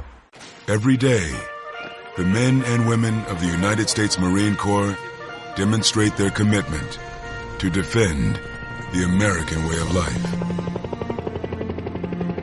Since 1775, we have served our nation as a force in readiness. Get some rear security. From combat operations to humanitarian assistance in every corner of the world. No matter where the mission takes us today, or wherever our country needs us tomorrow, we always remember the land we call home.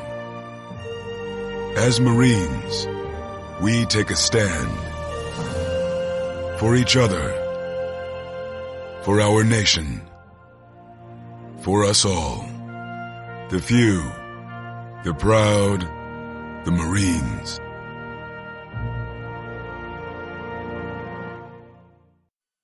I considered suicide so I wouldn't put my family through all the pain.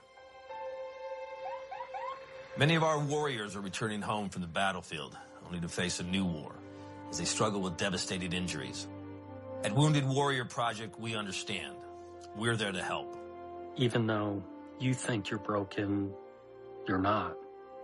It's the physical and the emotional healing that Wounded Warrior Project provides. With a gift of just $19 a month, you can join Wounded Warrior Project. You'll help provide critically needed programs and services that rebuild lives. Beautiful. There you go, buddy. The ongoing needs of our wounded and their families will continue for many years to come. Now is the time to show your support. Call now or go online with your gift of just $19 a month, and we'll send you this Wounded Warrior Project blanket. It made me feel that there's people out there that care about us. After this event, we can finally maybe start to heal as a family and move forward.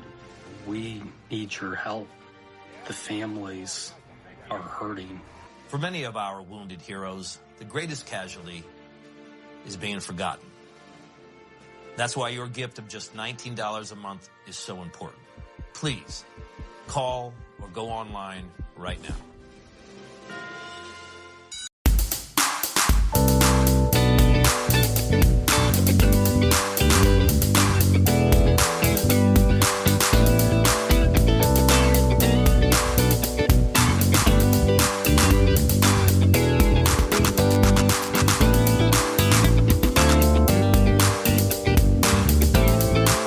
We are back, 603-835-3226. That is the call-in number.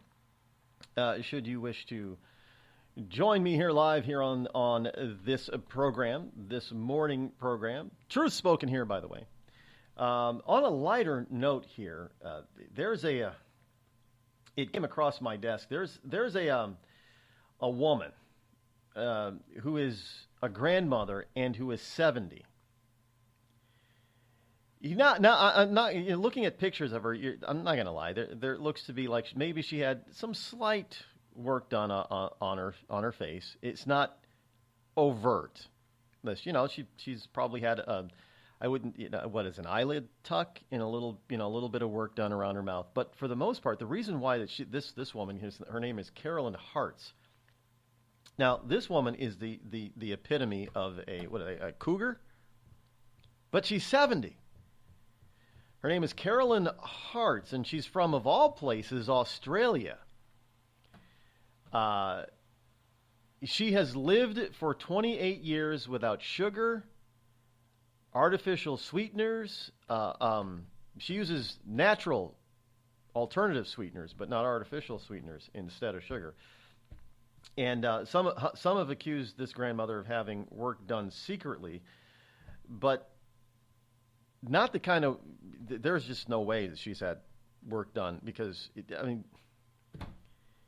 she's 70 years old and no joke, she looks like she's 40. And I'm talking about her body because she runs around Australia in a bikini. And she looks like some Hollywood starlet who's 40 years old. Remember Demi Moore when she did the Charlie's Angels movie? Remember how everybody, she was like 45 at the time or something. And everybody looked at it, wow, that's Demi. Well, this is this grandmother who's 70. So it's possible, I guess, even in Australia. And it's not like she's avoiding the sun, but she doesn't drink, she doesn't smoke, she doesn't use sugar, only natural natural sweeteners instead of sugar. And she just has a rather healthy lifestyle. Something to be said about it, I guess. But yeah, no way would you ever expect her to be 70. 40 to 45, yeah, that's how you'd peg her. But anyway, let's get on to the song, one of the two songs of the day. And I decided to play play a couple of the songs that we've played here before. One, because they people have requested these songs. Why does this one look difficult? Let's start out with Call Me Soldier by Shinedown.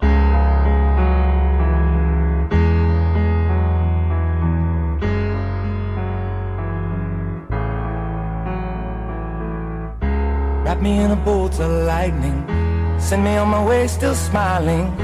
Maybe that's the way I should go, straight into the mouth of the unknown. I left the spare key on the table, I never really thought I'd be able to say I merely visit on the weekends. I lost my whole life in a different.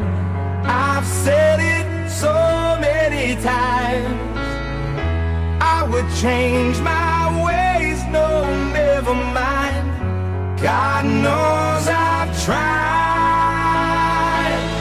Call me a sinner, call me a saint. Tell me it's over, I'll stay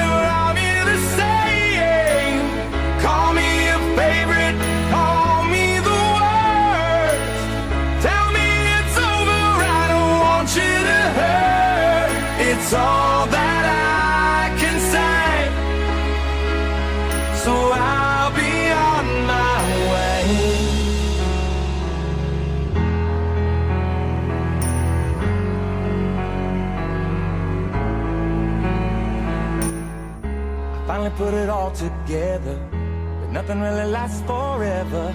I had to make a choice that was not mine. I had to say goodbye for the last time.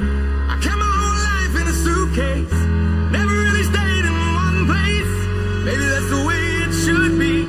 You know, I live my life like a gypsy. I've said it so many times. I would change my ways, no, never mind. God knows I've tried.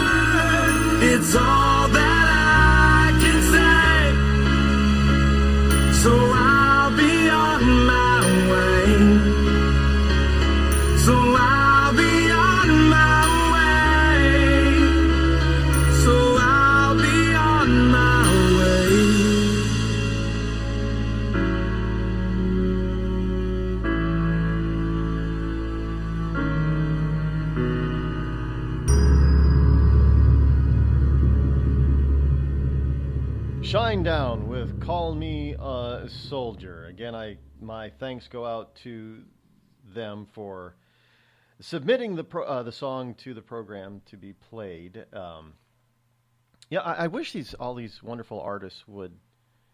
Some of them just don't have websites. I guess they don't really sell they do it for the pleasure of music, I guess.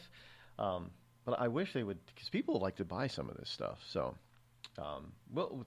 We are reaching out because I'm seriously considering putting together a CD of this wonderful music. So we're reaching out to all these artists who have submitted their work to see if we can get permission to do that and give them, of course, you know, the royalty payment cut of the CD sales. But that takes a lot. Believe it or not, it takes a lot of work. There's a lot of legal stuff that you got to go through too. You would not believe the garbage that we have to go through in order to do something like this, and it's simply because we're still an overly litigious society.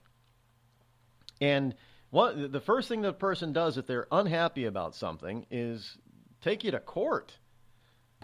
And of course, I've never been a music producer before, so this is something totally new to me to try to put all this together. So it's going to take some time. Hopefully, we can get this put together. Or something put together as for Christmas. That would be kind of nice. And we'll be looking at ways of donating the proceeds, most of the proceeds to military efforts, military charities. So, I won't be financially. I won't be benefiting from this, but. And that in itself is difficult to put together because there are some people that, I'll donate my song, but, you got to pay me. And it's just a pain in the ass. I don't know how anybody gets anything done nowadays, really. When you have multiple entities that have to come together, seriously, lawyers, I know I don't particularly like lawyers, but you know what? I want my lawyer to be a bigger asshole than my opponent's lawyer. And you get a bunch of lawyers together, and they just make a mess of everything. And it makes things take longer and longer and longer. And it used to be in the old days, I guess, where, you call up somebody and say, hey, we're going to do this. You want in? Great. The details will be ironed out once we get everybody together. And, within a month, everything's taken care of. But nowadays, it takes a month just to get one. So I've run it. I almost want to throw my hands up, say this is ridiculous. But you can't go to these people directly. You got to go through all the lawyers, and it's just it's a nightmare.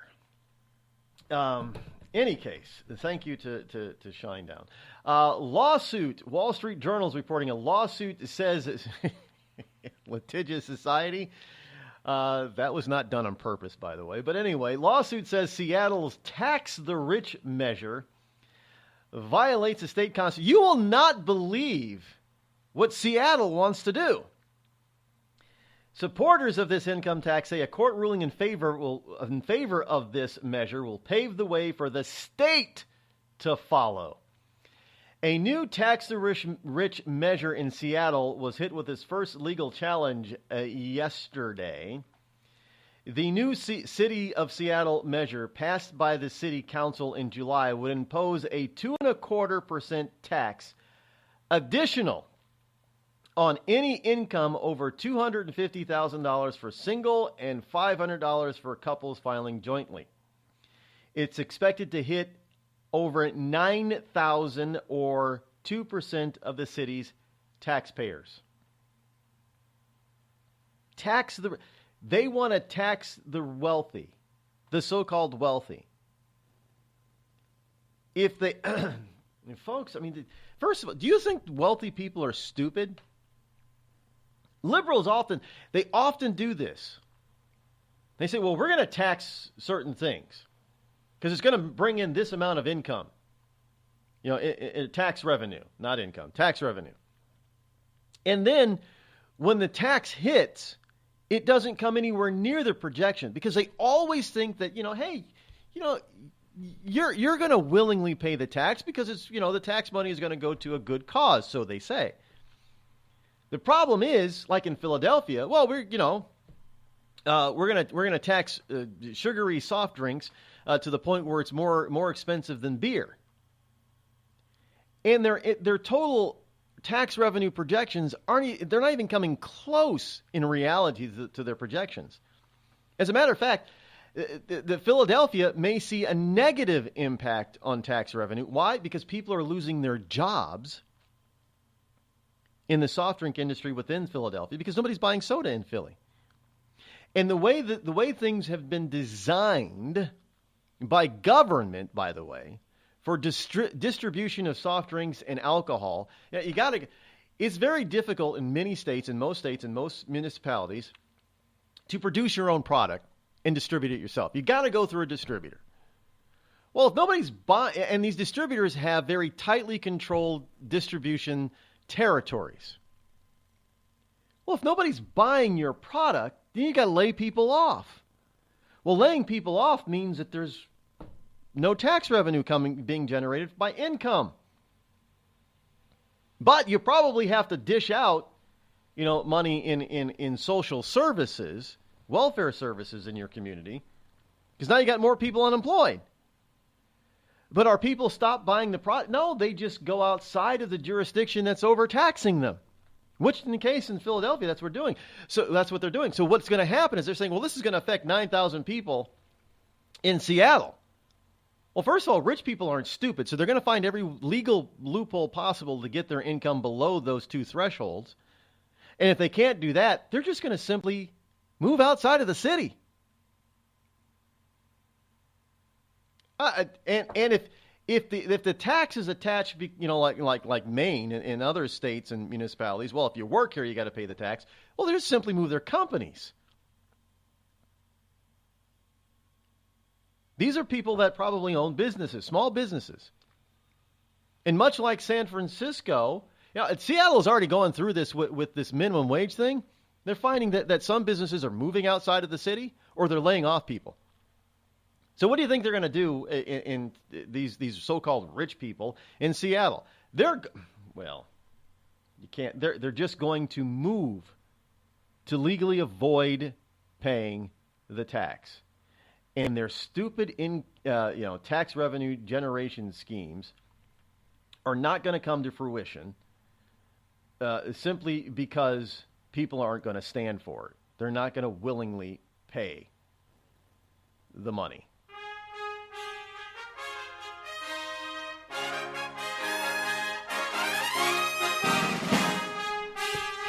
is now time for the tribute.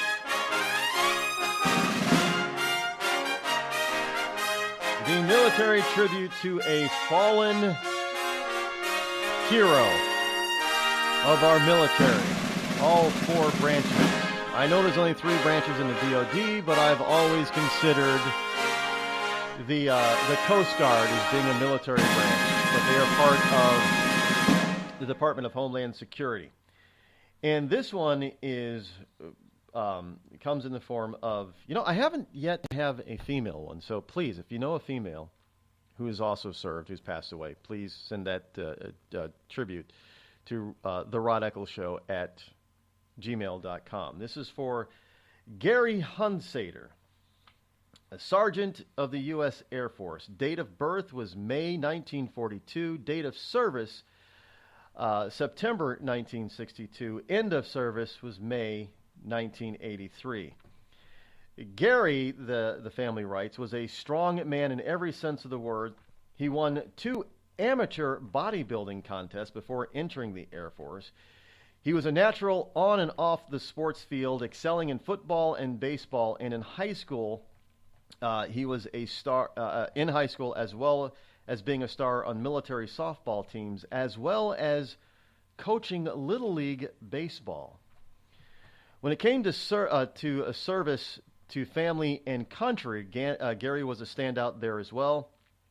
During basic training, he was named squad leader and even broke an obstacle course record. After completing basic training, Gary married his high school sweetheart, and they had 3 children together, 2 boys and finally a girl. It is written here that he always wanted a girl. Now, Gary served during the height of the Cold War with the Soviet Union and was involved with nuclear material basically from day one. This material may have led to his untimely death in 1983 of lymphatic system cancer. As a form of a memorial, all 3 of his children entered the Air Force upon graduating high school. All 3 children also graduated within the top 10% of their respective classes. There is also a memorial fund in his hometown in Indiana at his old alma mater high school for boys and girls who wish to participate in athletics and amateur bodybuilding, helping them to buy the needed equipment and to help them participate. A true hero on and off the battlefield, but it does not mention that Gary actually served actively in any field conflict. But on and off the battlefield, on and off the sports field, Gary was a hero. Thank you so much for your service, Sergeant Hunsater.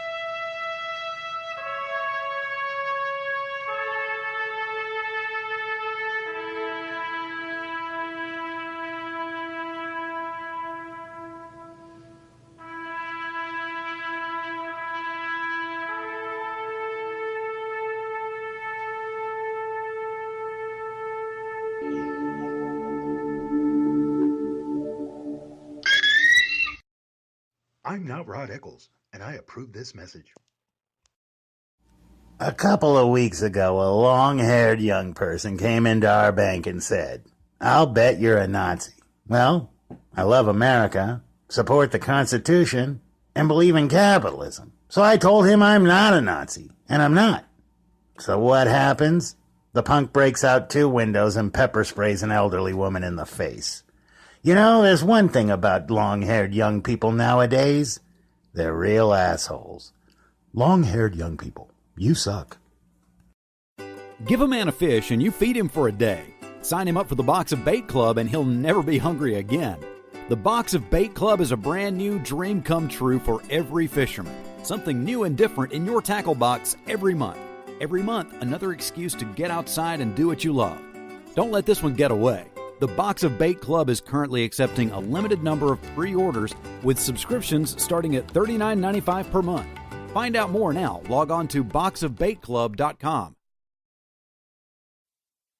Tired of paying outrageous prices for Viagra? Well, we have great news for you. Now you can finally get Viagra at huge discounts. Healthy Man allows you to save up to $500 on Viagra. Why pay U.S. pharmacy prices of $15 per pill or more when you can get Viagra for less than $3 a pill? Call today and get 40 Viagra pills for only $99. This can cost as much as $600 at your local pharmacy. You can't afford not to call us. If you want Viagra at the lowest prices, never pay $15 a pill pharmacy prices again. Get Viagra for less than $3 a pill. Call 800-595-2614 today and save up to $500 and get 40 pills for just $99. Healthy Man is fast, easy, and affordable. Operators are waiting at 595-2614 to take your call now. Call 800-595-2614. That's 800-595-2614. Again, 800-595-2614.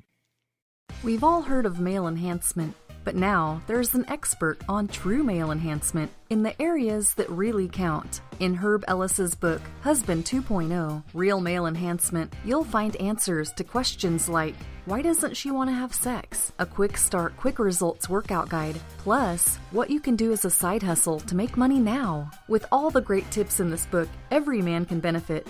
Get the book, Husband 2.0, Real Male Enhancement, on Amazon.com. It started with a knock, but it wouldn't end there. What happens in the story next, many wouldn't understand, and most wouldn't believe. 5 + 2 = Perfection by Samuel Rosette Jr. is a must-read. The scriptures within are reminders of the ancient past, and yet intriguingly infuses with texts which stand on the edge of the stage of relevancy. Available online at Westbow Press, Amazon, Books A Million, Barnes & Noble, and SamuelRosetteJr.com. Warning. Listening to the Rod Eccles Show by the Idiot Left may cause outrage, fear, a need for safety pins and/or spaces. If you experience any of these symptoms or are allergic to truth, tune in and learn something.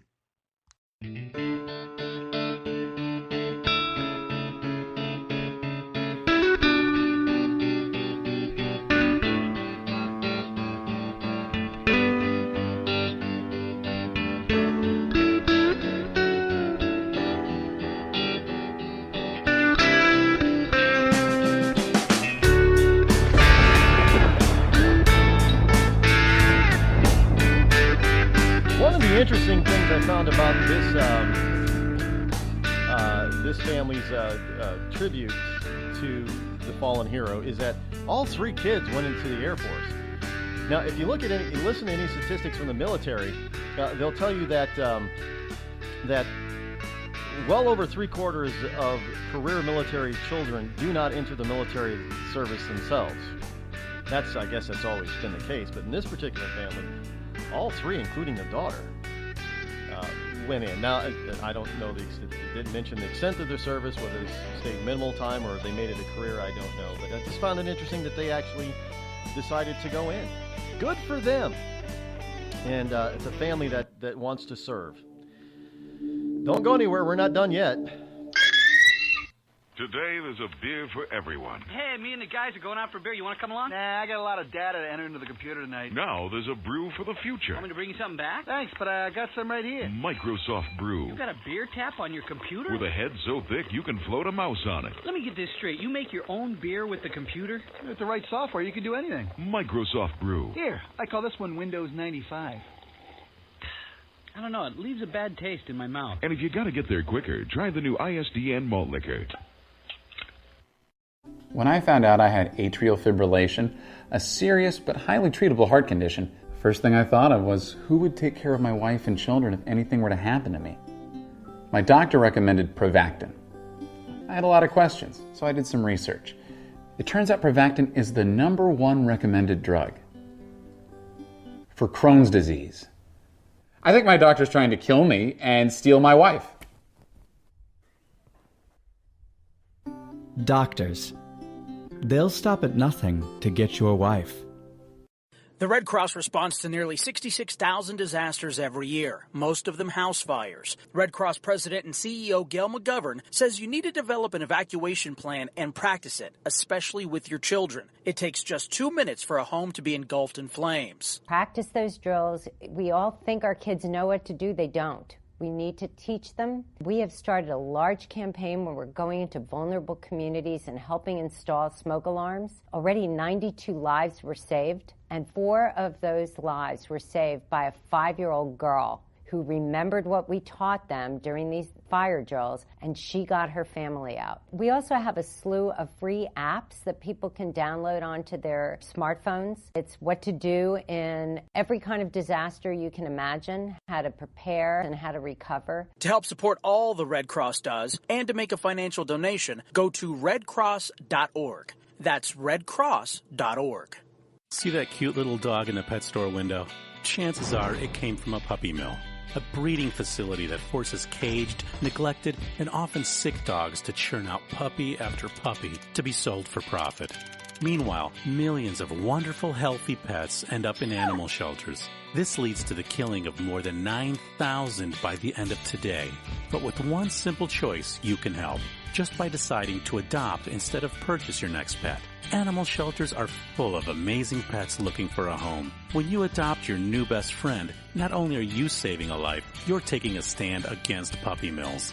When your friends see the smart choice and impact you've made, they adopt their next pet and share with 5 of their friends, who share with 5 more. Before long, thousands get involved. Pet stores stop selling dogs from puppy mills, and even more lives are saved. And with your help, we can save them all. Visit bestfriends.org/puppymills to learn more.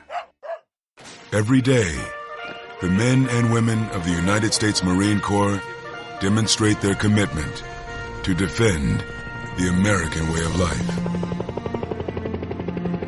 Since 1775, we have served our nation as a force in readiness. Get some rear security. From combat operations to humanitarian assistance in every corner of the world. No matter where the mission takes us today, or wherever our country needs us tomorrow, we always remember the land we call home. As Marines, we take a stand for each other, for our nation, for us all. The few, the proud, the Marines.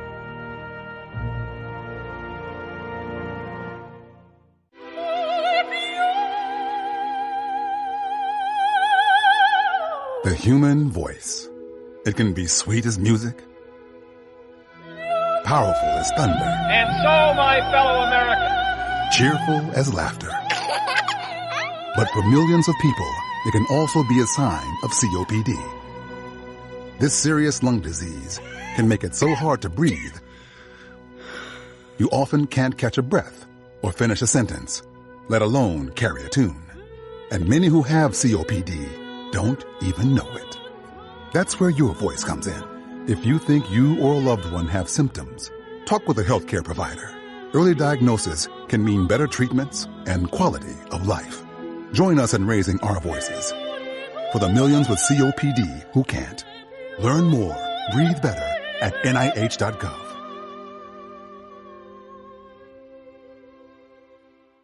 As a mother, you don't want to have to worry about this bill is coming, but then she needs this chemo. That's a decision you shouldn't have to make. It's a huge burden lifted financially, and so it allows you to give singular focus to your child. I've never known a hospital that takes care of their patients so thoroughly. That was the first thing I was like, how are we going to do this? When they told us that we didn't have to pay a single bill, I was like, wow. They pretty much have saved us. It's like the world has been lifted off of your shoulders, and now your focus is supporting this child. There is not another hospital like St. Jude. The patient care is unmatchable. It saved my life. It saved my daughter's life. It saved our family. St. Jude Children's Research Hospital. Finding cures, saving children. Learn more at stjude.org. On the battlefield, there's a saying America's military men and women live by. Never leave a fallen warrior behind. Ever. Off the battlefield, Wounded Warrior Project operates with the same goal. We leave no warrior behind. Wounded Warrior Project is a non-profit organization created to help our men and women returning home with the scars of war. Whether those scars are physical or mental, we're here to make sure that they heal. And whether it's helping those with post-traumatic stress disorder live a normal life again, or giving much-needed support to injured warriors in veterans' hospitals. Because no one deserves our help more than the men and women who risk their lives to keep us safe. Wounded Warrior Project. We never leave a fallen warrior behind. Ever. Learn more about what we do at woundedwarriorproject.org. Zinc Media. Feel the power of knowledge.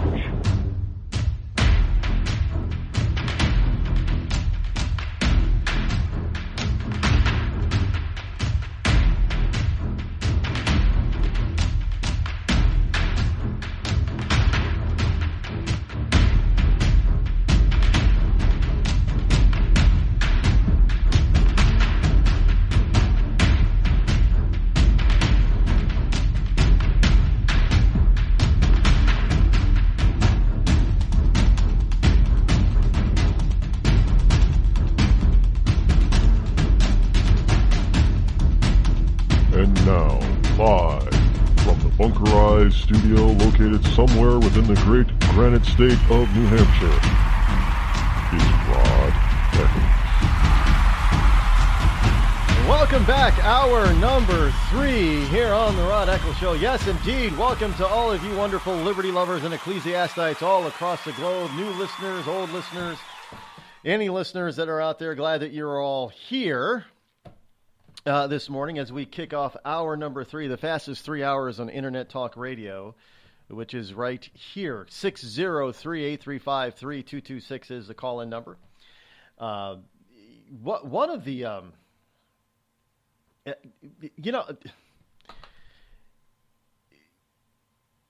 the people who are against Donald Trump, you want to know how hypocritical these people are. They are, well, first of all, let me just say this. Well, we were just sort of chatting about this in the chat room over on Spreaker, the Spreaker chat room.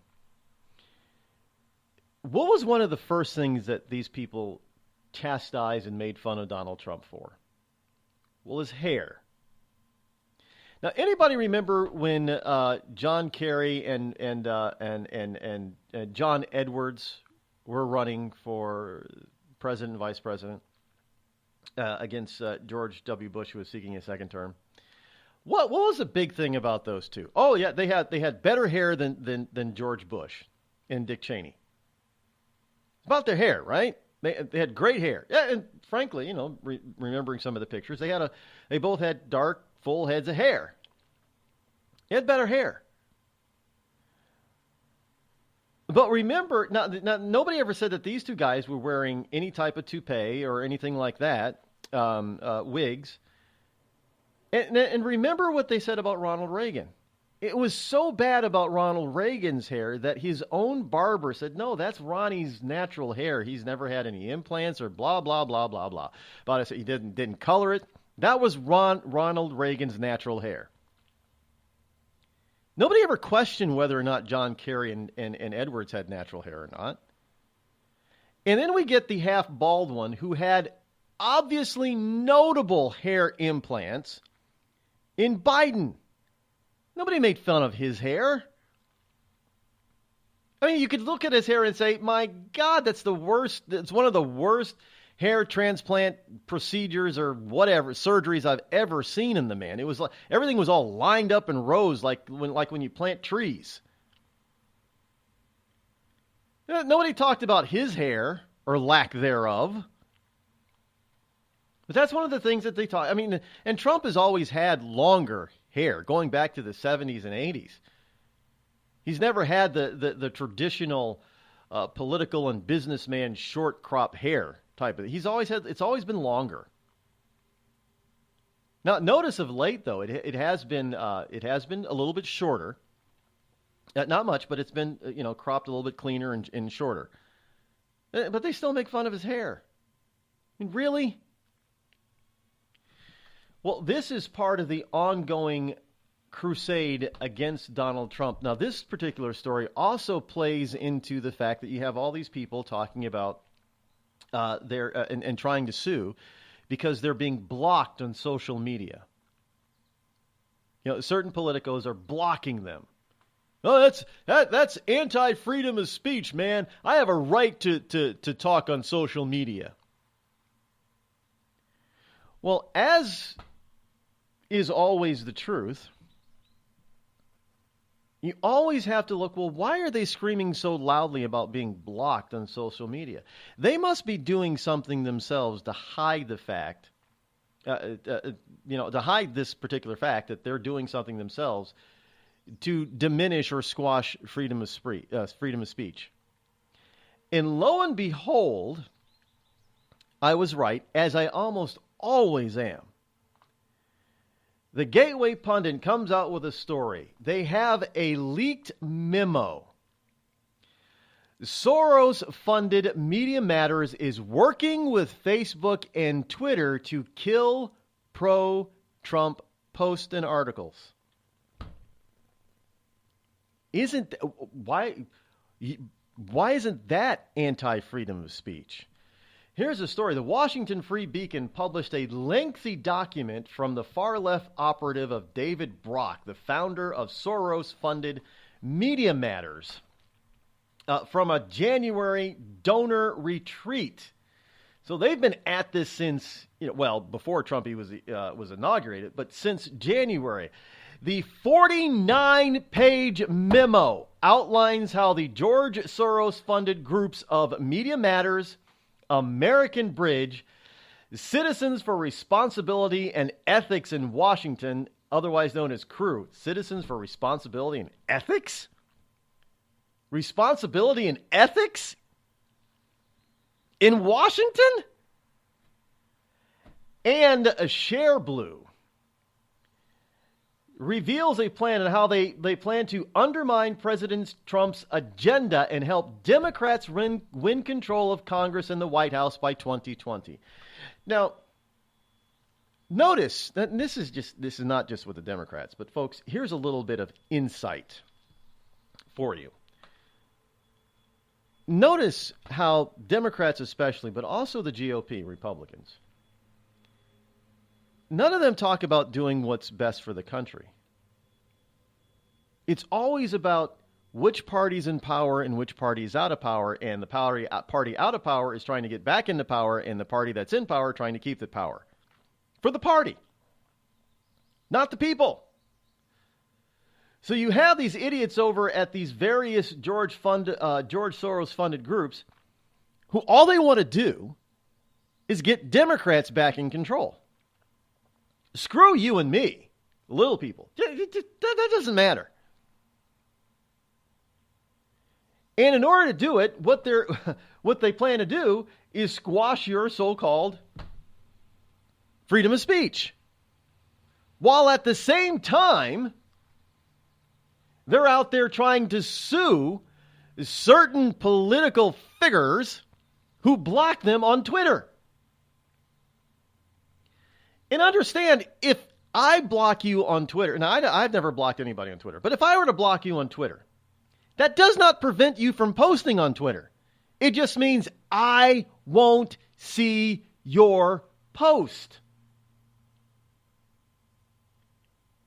So if President Trump blocks you on his Donald J. Trump page on Twitter, it just means he won't see it. It doesn't mean that you don't get to post. You can still post anything you damn well please as long as Twitter lets you. But hey, If Twitter decides that, and Facebook decides that they don't like your post or the article that you're putting up, well, they can block it. Well, now, unlike being personally blocked from a particular person, now the platform is blocking you, which means you don't get to post it and nobody gets to see it.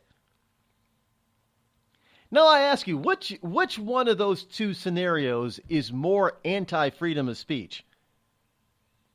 Me blocking you so I don't have to be bothered reading your post, or the platform blocking you so nobody gets to read your post? Yeah, well, I think you know the answer to that one.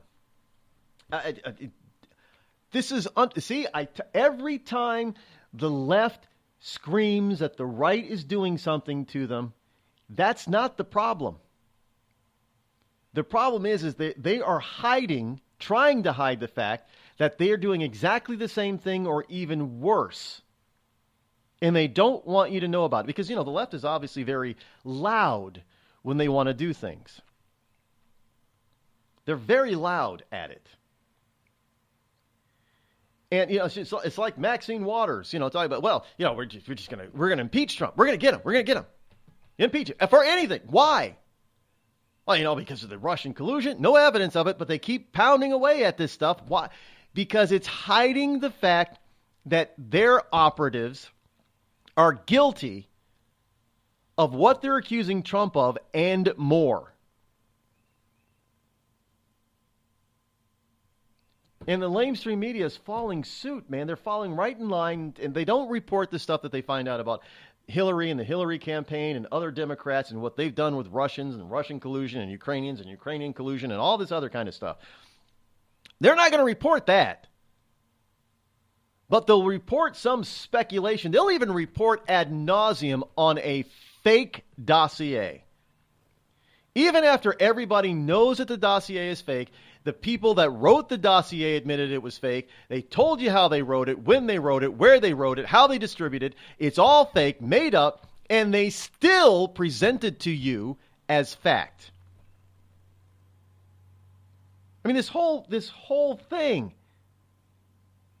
this whole Trump collusion thing got started because of two things. Because nobody could believe that Hillary Clinton could possibly, excluding Hillary Clinton, could possibly think and believe that they lost to Donald Trump. So it couldn't be Hillary's fault. It had to be some other reason. So Hillary said it's got to be some reason, not me. And somebody mentioned and found this fake dossier, and they said, "Oh, that's the reason, collusion. Trump had to cheat." Forget the fact that we now see that more than 6 million illegal votes were cast across the country in 2018. You know who most of those votes went for. So they did try to cheat, and they still lost. But they want to accuse Trump of cheating. Why? Because they're the ones doing the cheating. And we don't have a news service anymore. We don't have an unbiased media anymore. Journalism in this country is completely and fully dead. It has been buried. And they didn't kill it before they buried it. They buried it alive. And it's suffocated. And this is just every once, if it wasn't for the internet, do you folks realize how bad off this country would be today if it were not for the internet? Oh, by the way, they want to be able to control that too. The left wants desperately to get their hands on the internet. But do you understand how bad off we would be today without the internet? It would be horrific. The Republicans would not even have a chance of being in power. Not a chance. And this is how dangerous this stuff is, folks. This is how bad this is.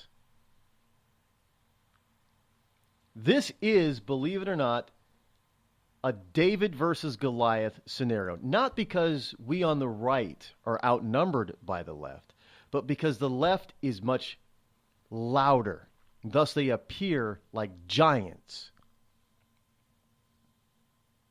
And it's come to the fact now that it has been proven now it does not matter what the American people want. The only thing that matters is political party and who has power in Washington, D.C. Screw the rest of you.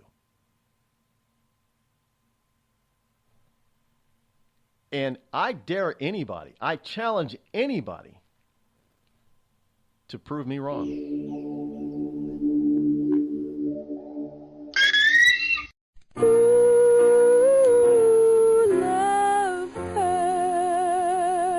Yes, love hurts. It can hurt emotionally, but more important, it can also hurt you physically. It can hurt you in a way which nobody who owns a hot tub and lives in California can afford to be unaware of. Yes, I'm talking about California hot tub rectal gonorrhea. This painful, incurable disease can make an enjoyable soak in a hot tub with family, friends, and dog into a literally unforgettable experience.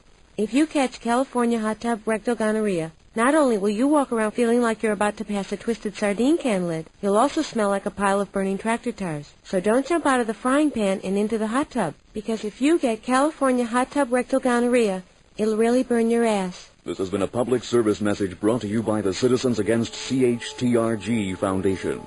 California hot tub rectal gonorrhea. We're not going to take it sitting down. Tired of paying outrageous prices for Viagra? Well, we have great news for you. Now you can finally get Viagra at huge discounts. Healthy Man allows you to save up to $500 on Viagra. Why pay U.S. pharmacy prices of $15 per pill or more when you can get Viagra for less than $3 a pill? Call today and get 40 Viagra pills for only $99. This can cost as much as $600 at your local pharmacy. You can't afford not to call us. If you want Viagra at the lowest prices, never pay $15 a pill pharmacy prices again. Get Viagra for less than $3 a pill. Call 800-595-2614 today and save up to $500 and get 40 pills for just $99. Healthy Man is fast, easy, and affordable. Operators are waiting at 595-2614 to take your call now. Call 800-595-2614. That's 800-595-2614. Again, 800-595-2614. It started with a knock, but it wouldn't end there. What happens in the story next, many wouldn't understand, and most wouldn't believe. 5 + 2 = Perfection by Samuel Rosette Jr. is a must-read. The scriptures within are reminders of the ancient past, and yet intriguingly infuses with texts which stand on the edge of the stage of relevancy. Available online at Westbow Press, Amazon, Books A Million, Barnes & Noble, and SamuelRosetteJr.com. We've all heard of male enhancement, but now there's an expert on true male enhancement in the areas that really count. In Herb Ellis's book, Husband 2.0, Real Male Enhancement, you'll find answers to questions like, why doesn't she want to have sex? A quick start, quick results workout guide, plus what you can do as a side hustle to make money now. With all the great tips in this book, every man can benefit.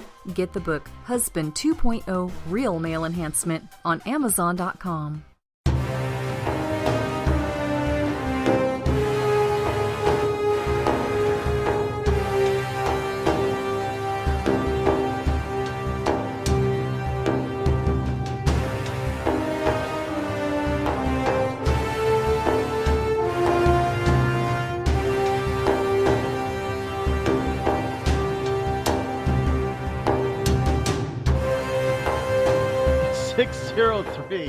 603-835-3226. Yeah, we're still talking about, still chatting about hair in the chat room over on Spreaker.com. Can I just anecdotal here? My preference is I like brunettes. I do. I like the darker hair. That now my ex-wife happens to be a blonde, but I do prefer brunettes. But this is just anecdotal.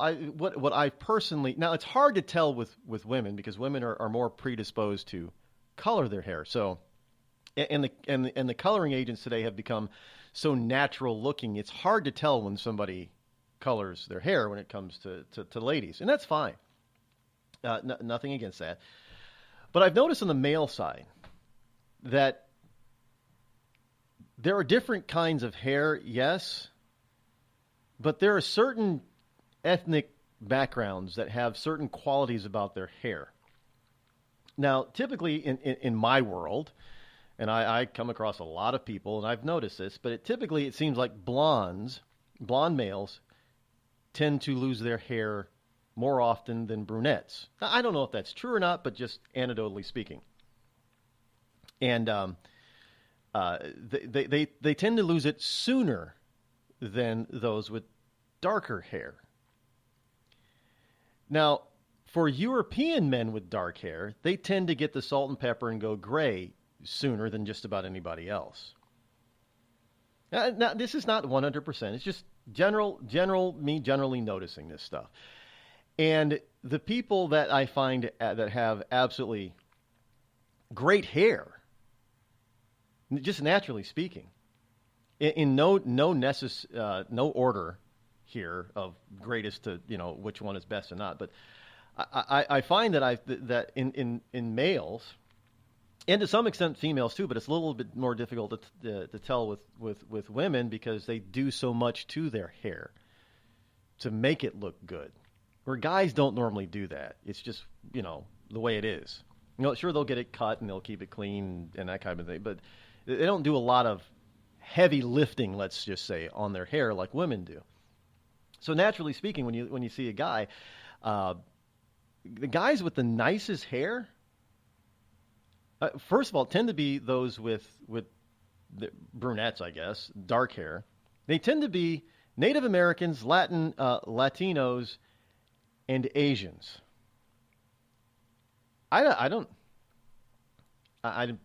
Now, personally, I happen to I prefer brunettes, but there's also something about a lady that's a natural redhead. Just something about redheads. And redheads female redheads tend to be of the British Isles, Scottish and Irish. And Irish lasses can be very pretty, especially when they have red hair. Now, males, on the other hand, redheads, they can be of British descent, British Isle descent, or Italian. And in one particular case, I saw a natural, and it's a different color red, but it was a dark red, a natural redheaded Asian. I've only seen it once. Now, I don't know how prevalent that is in the Asian population, but I've only seen it once. A redheaded Asian. I don't know how that happens.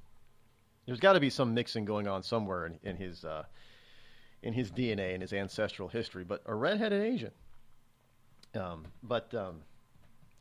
if you want to call it, I like to say a redhead fetish.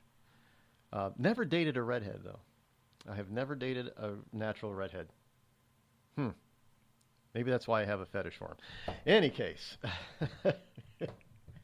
But it's not often you see again, because women also, because they're so conscious of their hair, if their hair is thinning out or is beyond repair, they wear wigs. So it just guys tend to, even with the advent of hair replacement and hair products like Rogaine, minoxidil, and that kind of stuff, there's still an awful lot of guys out there that run around bald.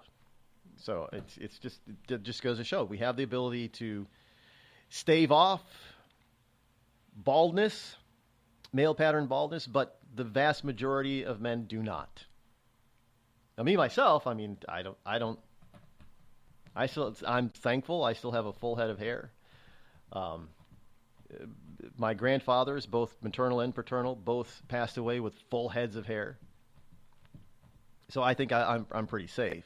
But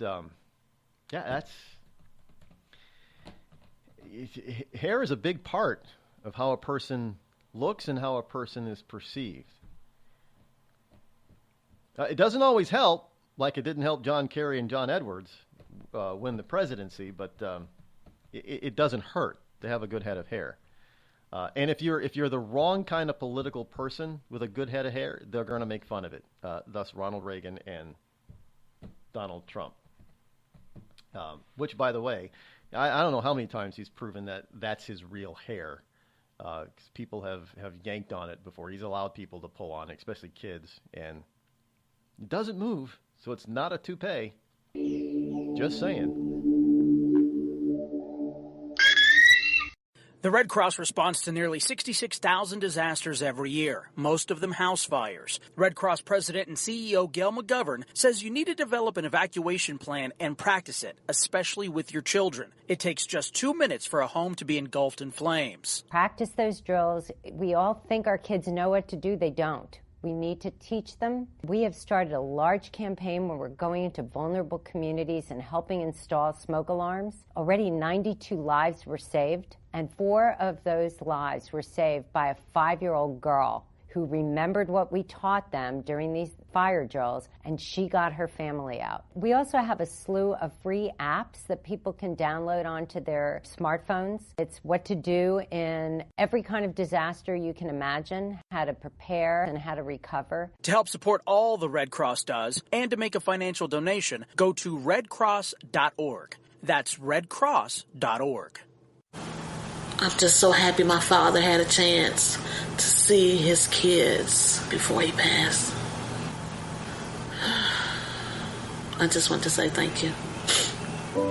When her father fell ill, the American Red Cross was able to help get Veronica's brother home from the Navy to speak to his father one last time. It's thanks to your donations that we can connect military families when they need it most. Please donate today at redcross.org. It's Thursday night, and you're grabbing drinks with some friends. Started off with a pitcher for the table, which quickly becomes 2. There's pool. And there's the photo booth. All right, everybody squeeze in. Say cheese! Followed naturally by an order of wings. And another. Can we get some extra ranch sauce? Then there's the ceremonial nightcap. So what are we doing this weekend? And lastly, it's back to the car, which, if you're buzzed,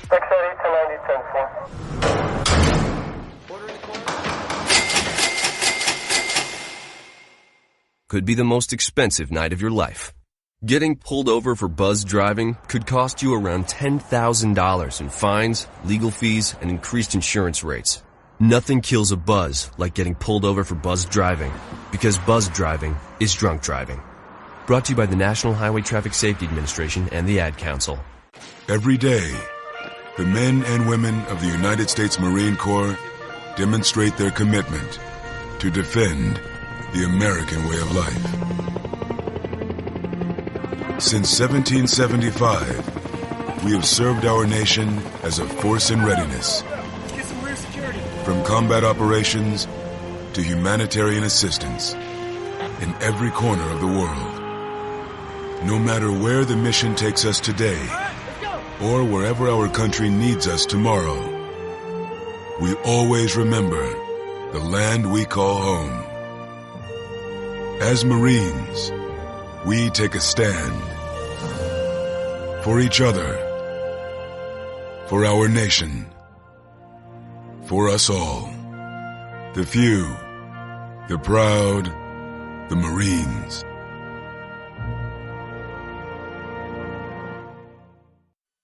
I considered suicide so I wouldn't put my family through all the pain.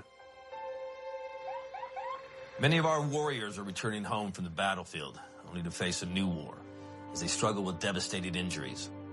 At Wounded Warrior Project, we understand. We're there to help. Even though you think you're broken, you're not. It's the physical and the emotional healing that Wounded Warrior Project provides. With a gift of just $19 a month, you can join Wounded Warrior Project. You'll help provide critically needed programs and services that rebuild lives. Beautiful. There you go, buddy. The ongoing needs of our wounded and their families will continue for many years to come. Now is the time to show your support. Call now or go online with your gift of just $19 a month, and we'll send you this Wounded Warrior Project blanket. It made me feel that there's people out there that care about us. After this event, we can finally maybe start to heal as a family and move forward. We need your help. The families are hurting. For many of our wounded heroes, the greatest casualty is being forgotten. That's why your gift of just $19 a month is so important. Please call or go online right now.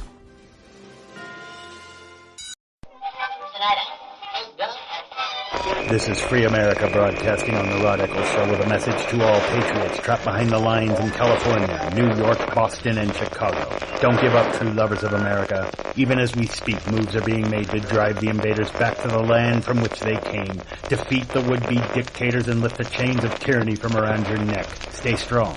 Stay brave. You're not forgotten, and you're not alone. Until next time, patriots, this is Free America signing out. Bring the rain.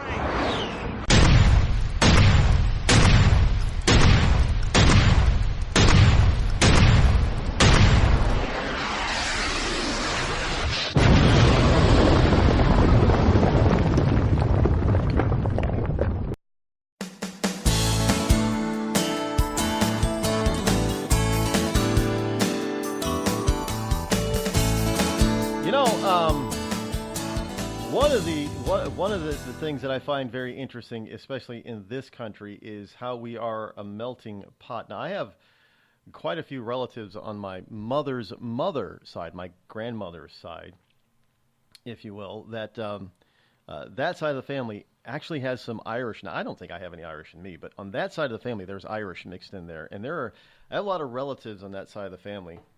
Some of them have such a light complexion they can pass for being a white person. But they're obviously not, but they could. And they have red hair and they have freckles, and it's just, you go to a family reunion and you think that there's, everybody can't be a part of that particular part of the family. But there is. And that's what's amazing about this country, the diversity. So when you have people that say, well, a lot of these purists, whether they be black or white, they be, Black Panther or New Black Panther or skinhead or KKK, you got to be careful in this country.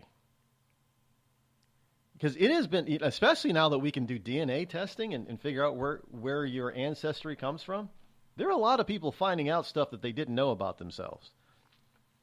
And there are a lot of white people finding out that there is non-white within them.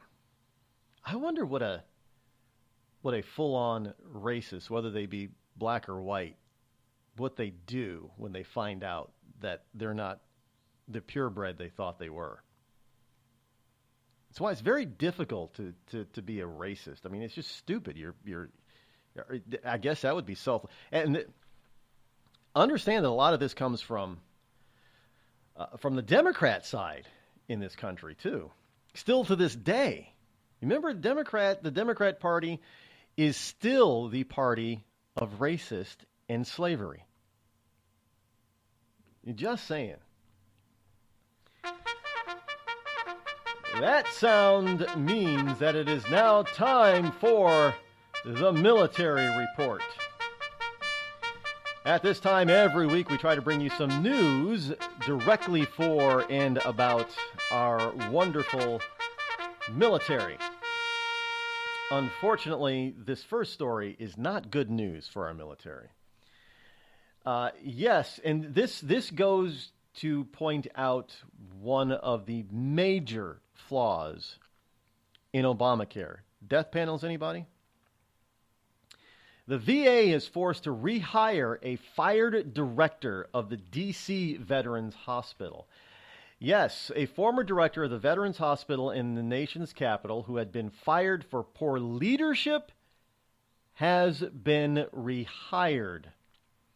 Brian Hawkins was put back on the Department of Veterans Affairs payroll after he appealed the decision to be fired to the Merit Systems Protection Board. Now, Hawkins was let go last month after audits found mismanagement at the facility. The board is requiring the VA to keep Hawkins as an employee until the Office of Special Counsel reviews his claim. So now it has come to the point where even if the Trump administration actually tries to fix the VA, you're going to have these boards who are going to decide against the president and thus force inadequate treatment upon our vets. Folks, I mean, the deep state is so embedded in D.C. This is just yet another example of how this is not about you and me in their eyes. It's about them. How do you do an audit, find somebody grossly mismanage a facility, and then put them back on the payroll? That only happens in Washington, folks. In private sector, that doesn't happen. In the private sector, if you mismanage, in the private sector, if you grossly mismanage stuff, you might be brought up, not only will you get fired, but you might be brought up on criminal charges. But not if you're in the government. All you got to do is appeal to some sympathetic board who will then, who's embedded with deep state members who decide, well, no, this outsider can't fire you. Doesn't matter what he did or didn't do. Doesn't matter if he's responsible for the poor treatment in our vets in our VA one of our VA hospitals. Oh, no. The problem now, I bet you if Obama had fired him, he would not be reinstated. This sort of thing is unacceptable. This is why I tell you, Donald Trump cannot drain the swamp by himself. The swamp is too big and too deep, and there are too many embedded deep staters who simply will not allow him to do his job to the fullest extent that and abilities. They won't let him. So you got to replace them with elected officials who are going to back this guy and help him drain the swamp.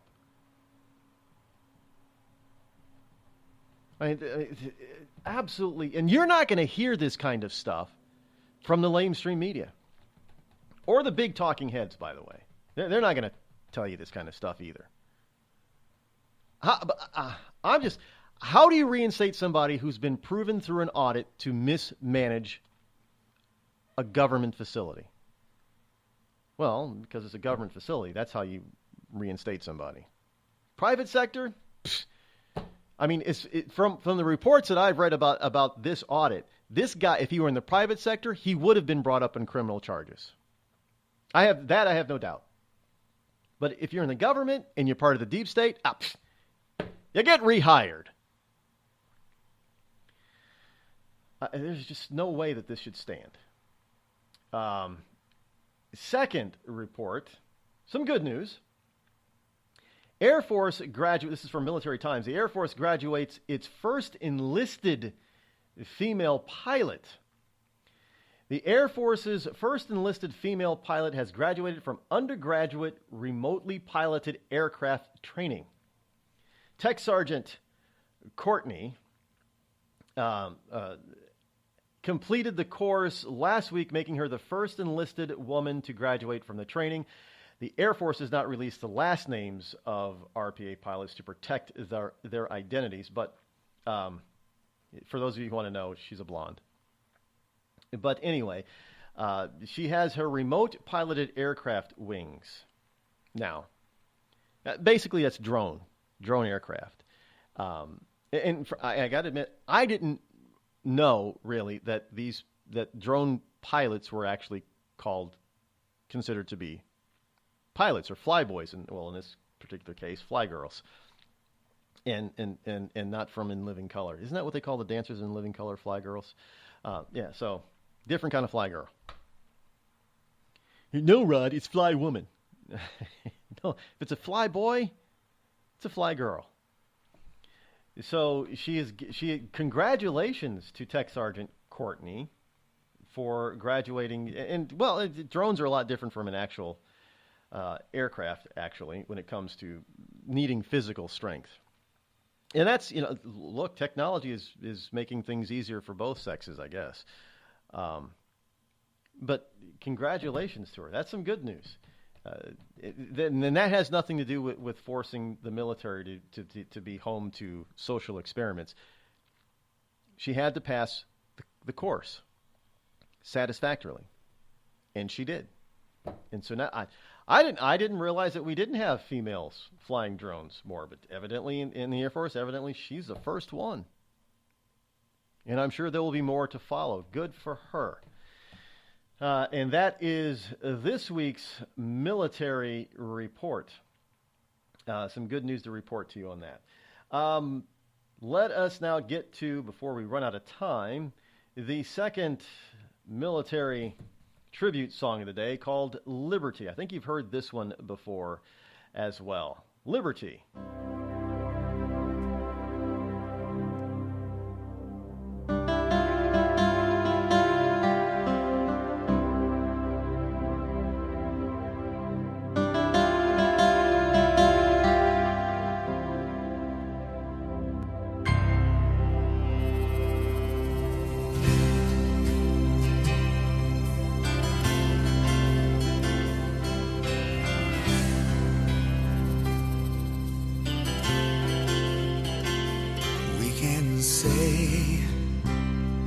what we feel and know in our hearts that every word is real. We can question all the answers without fear to find the truth. We can lift our eyes to heaven and believe in the God we choose. Liberty, reaching out to the world, her flags of freedom unfurled. Liberty, together we will be forever proud and free.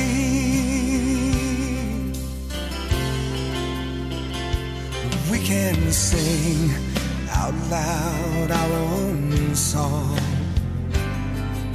and know we have the right to be wrong. We can soar like an eagle in blue and endless skies, and all throughout our journey never compromise.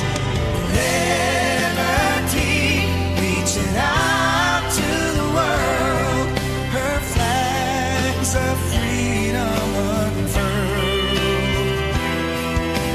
Liberty, together we will be forever proud and free. And we all share a dream that will never die. Someday everyone will hold their heads up high and be given what should not be denied. Liberty, reaching out to the world, her flags of freedom unfurled. Liberty, together we will be forever proud. Liberty, reaching out to the world, her flags of freedom unfurled. Liberty, together we will be forever proud and free. Forever proud and free.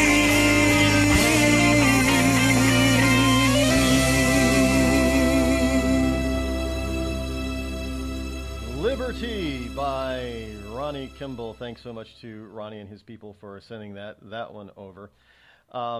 Folks, I don't want to end the show today on a down note, but I want people to understand this. We are now at a crossroads in this country.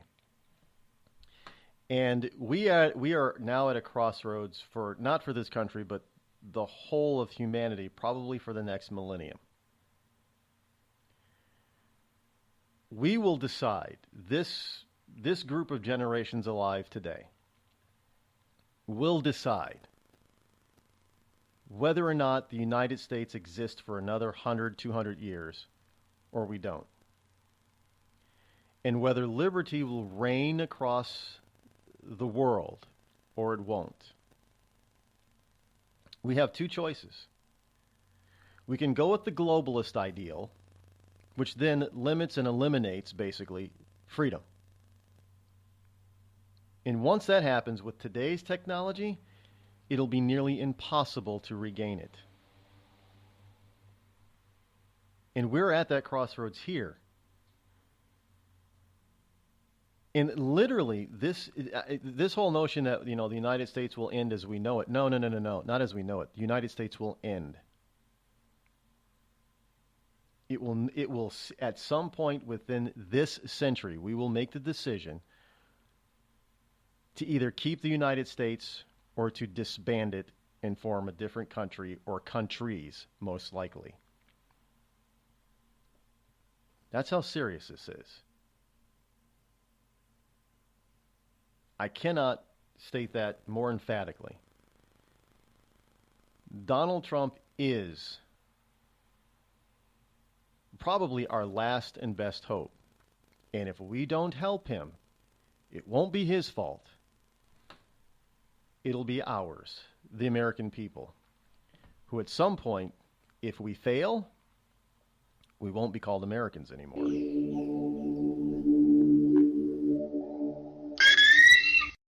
What if I told you that you could lose weight simply by drinking coffee? Change your coffee, change your life. Our gourmet estate-grown coffee is infused with powerful herbs that help you melt fat and keep you from feeling hungry for 6+ hours. Get results or your money back. Order yours today at skinnycoffeeshop.com. That's skinnycoffeeshop.com. Tea and water also available. skinnycoffeeshop.com. Have a legal problem and need some serious legal advice? Then you're listening to the wrong podcast. Any facts we say here are probably wrong. And any analysis of the law should not be followed. There you go. Reasonable men are here to take a twisted look at the law. Stack your hayride. Learn in hand. Best name in law school. Check us out on iTunes, reasonablemen.com, or on your favorite podcast app. Reasonable men are back. Tired of paying outrageous prices for Viagra? Well, we have great news for you. Now you can finally get Viagra at huge discounts. Healthy Man allows you to save up to $500 on Viagra. Why pay U.S. pharmacy prices of $15 per pill or more when you can get Viagra for less than $3 a pill? Call today and get 40 Viagra pills for only $99. This can cost as much as $600 at your local pharmacy. You can't afford not to call us. If you want Viagra at the lowest prices, never pay $15 a pill pharmacy prices again. Get Viagra for less than $3 a pill. Call 800-595-2614 today and save up to $500 and get 40 pills for just $99. Healthy Man is fast, easy, and affordable. Operators are waiting at 595-2614 to take your call now. Call 800-595-2614. That's 800-595-2614. Again, 800-595-2614. We've all heard of male enhancement, but now there's an expert on true male enhancement in the areas that really count. In Herb Ellis's book, Husband 2.0, Real Male Enhancement, you'll find answers to questions like, why doesn't she want to have sex? A quick start, quick results workout guide, plus what you can do as a side hustle to make money now. With all the great tips in this book, every man can benefit. Get the book, Husband 2.0, Real Male Enhancement, on Amazon.com. It started with a knock, but it wouldn't end there. What happens in the story next, many wouldn't understand, and most wouldn't believe. 5 + 2 = Perfection by Samuel Rosette Jr. is a must-read. The scriptures within are reminders of the ancient past, and yet intriguingly infuses with texts which stand on the edge of the stage of relevancy. Available online at Westbow Press, Amazon, Books A Million, Barnes & Noble, and SamuelRosetteJr.com.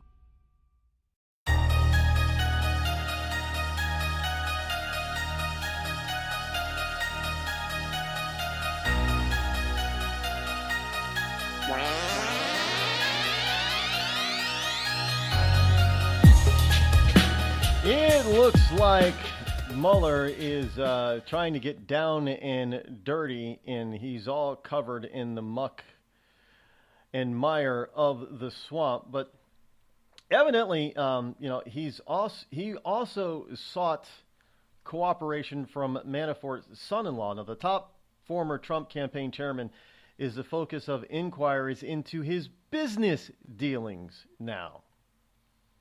What do his business dealings have to do with Russian collusion? Well, nothing. A federal investigator sought cooperation from Paul Manafort's son-in-law in an effort to increase pressure on President Trump's former campaign chairman, according to 3 people familiar with the probe. These people are just... They're trying to poke a bear to see what they spit up. And because there's nothing there, they're trying to create a crime. Now understand, there is the only people that can create a crime and get away with it in this country is our federal bureaucracy. They can just say you did something and then look for until they find something, even if it has nothing to do with what they originally accused you of. If they want to get you, they can get you.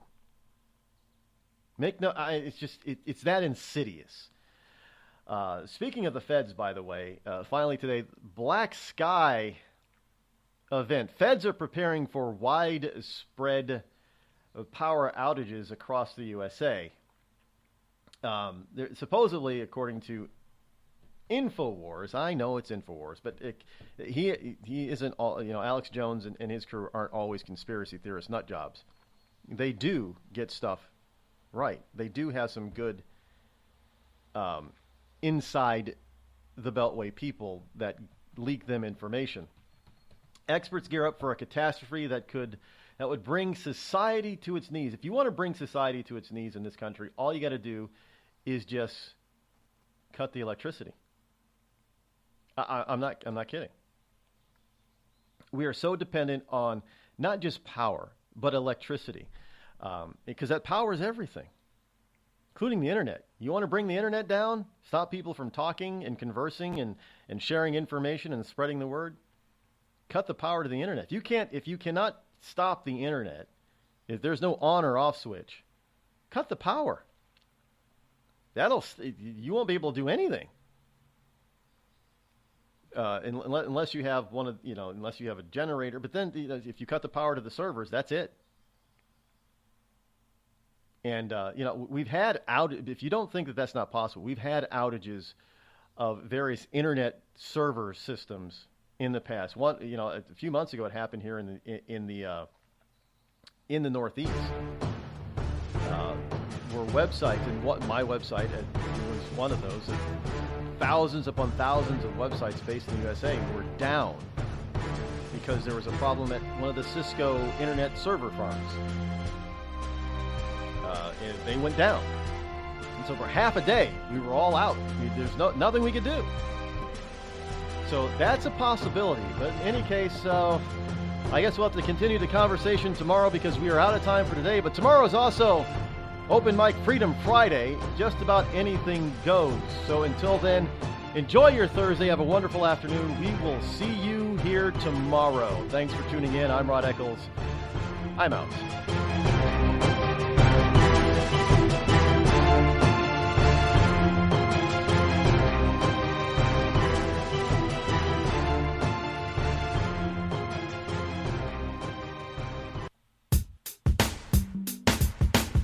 It feels good to be a Clinton.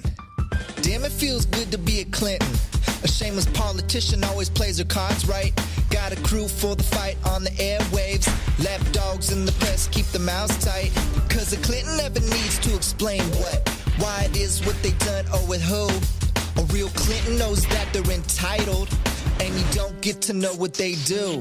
What difference does it make? For Clinton, what's loaded in some fat Apple file? A Clinton plays the victim for promotion. A Clinton kills it off with a smile. Damn, it feels good to be a Clinton. A server full of secrets ain't no thing. Damn, it feels good to be a Clinton. Nothing ever hits with the sting.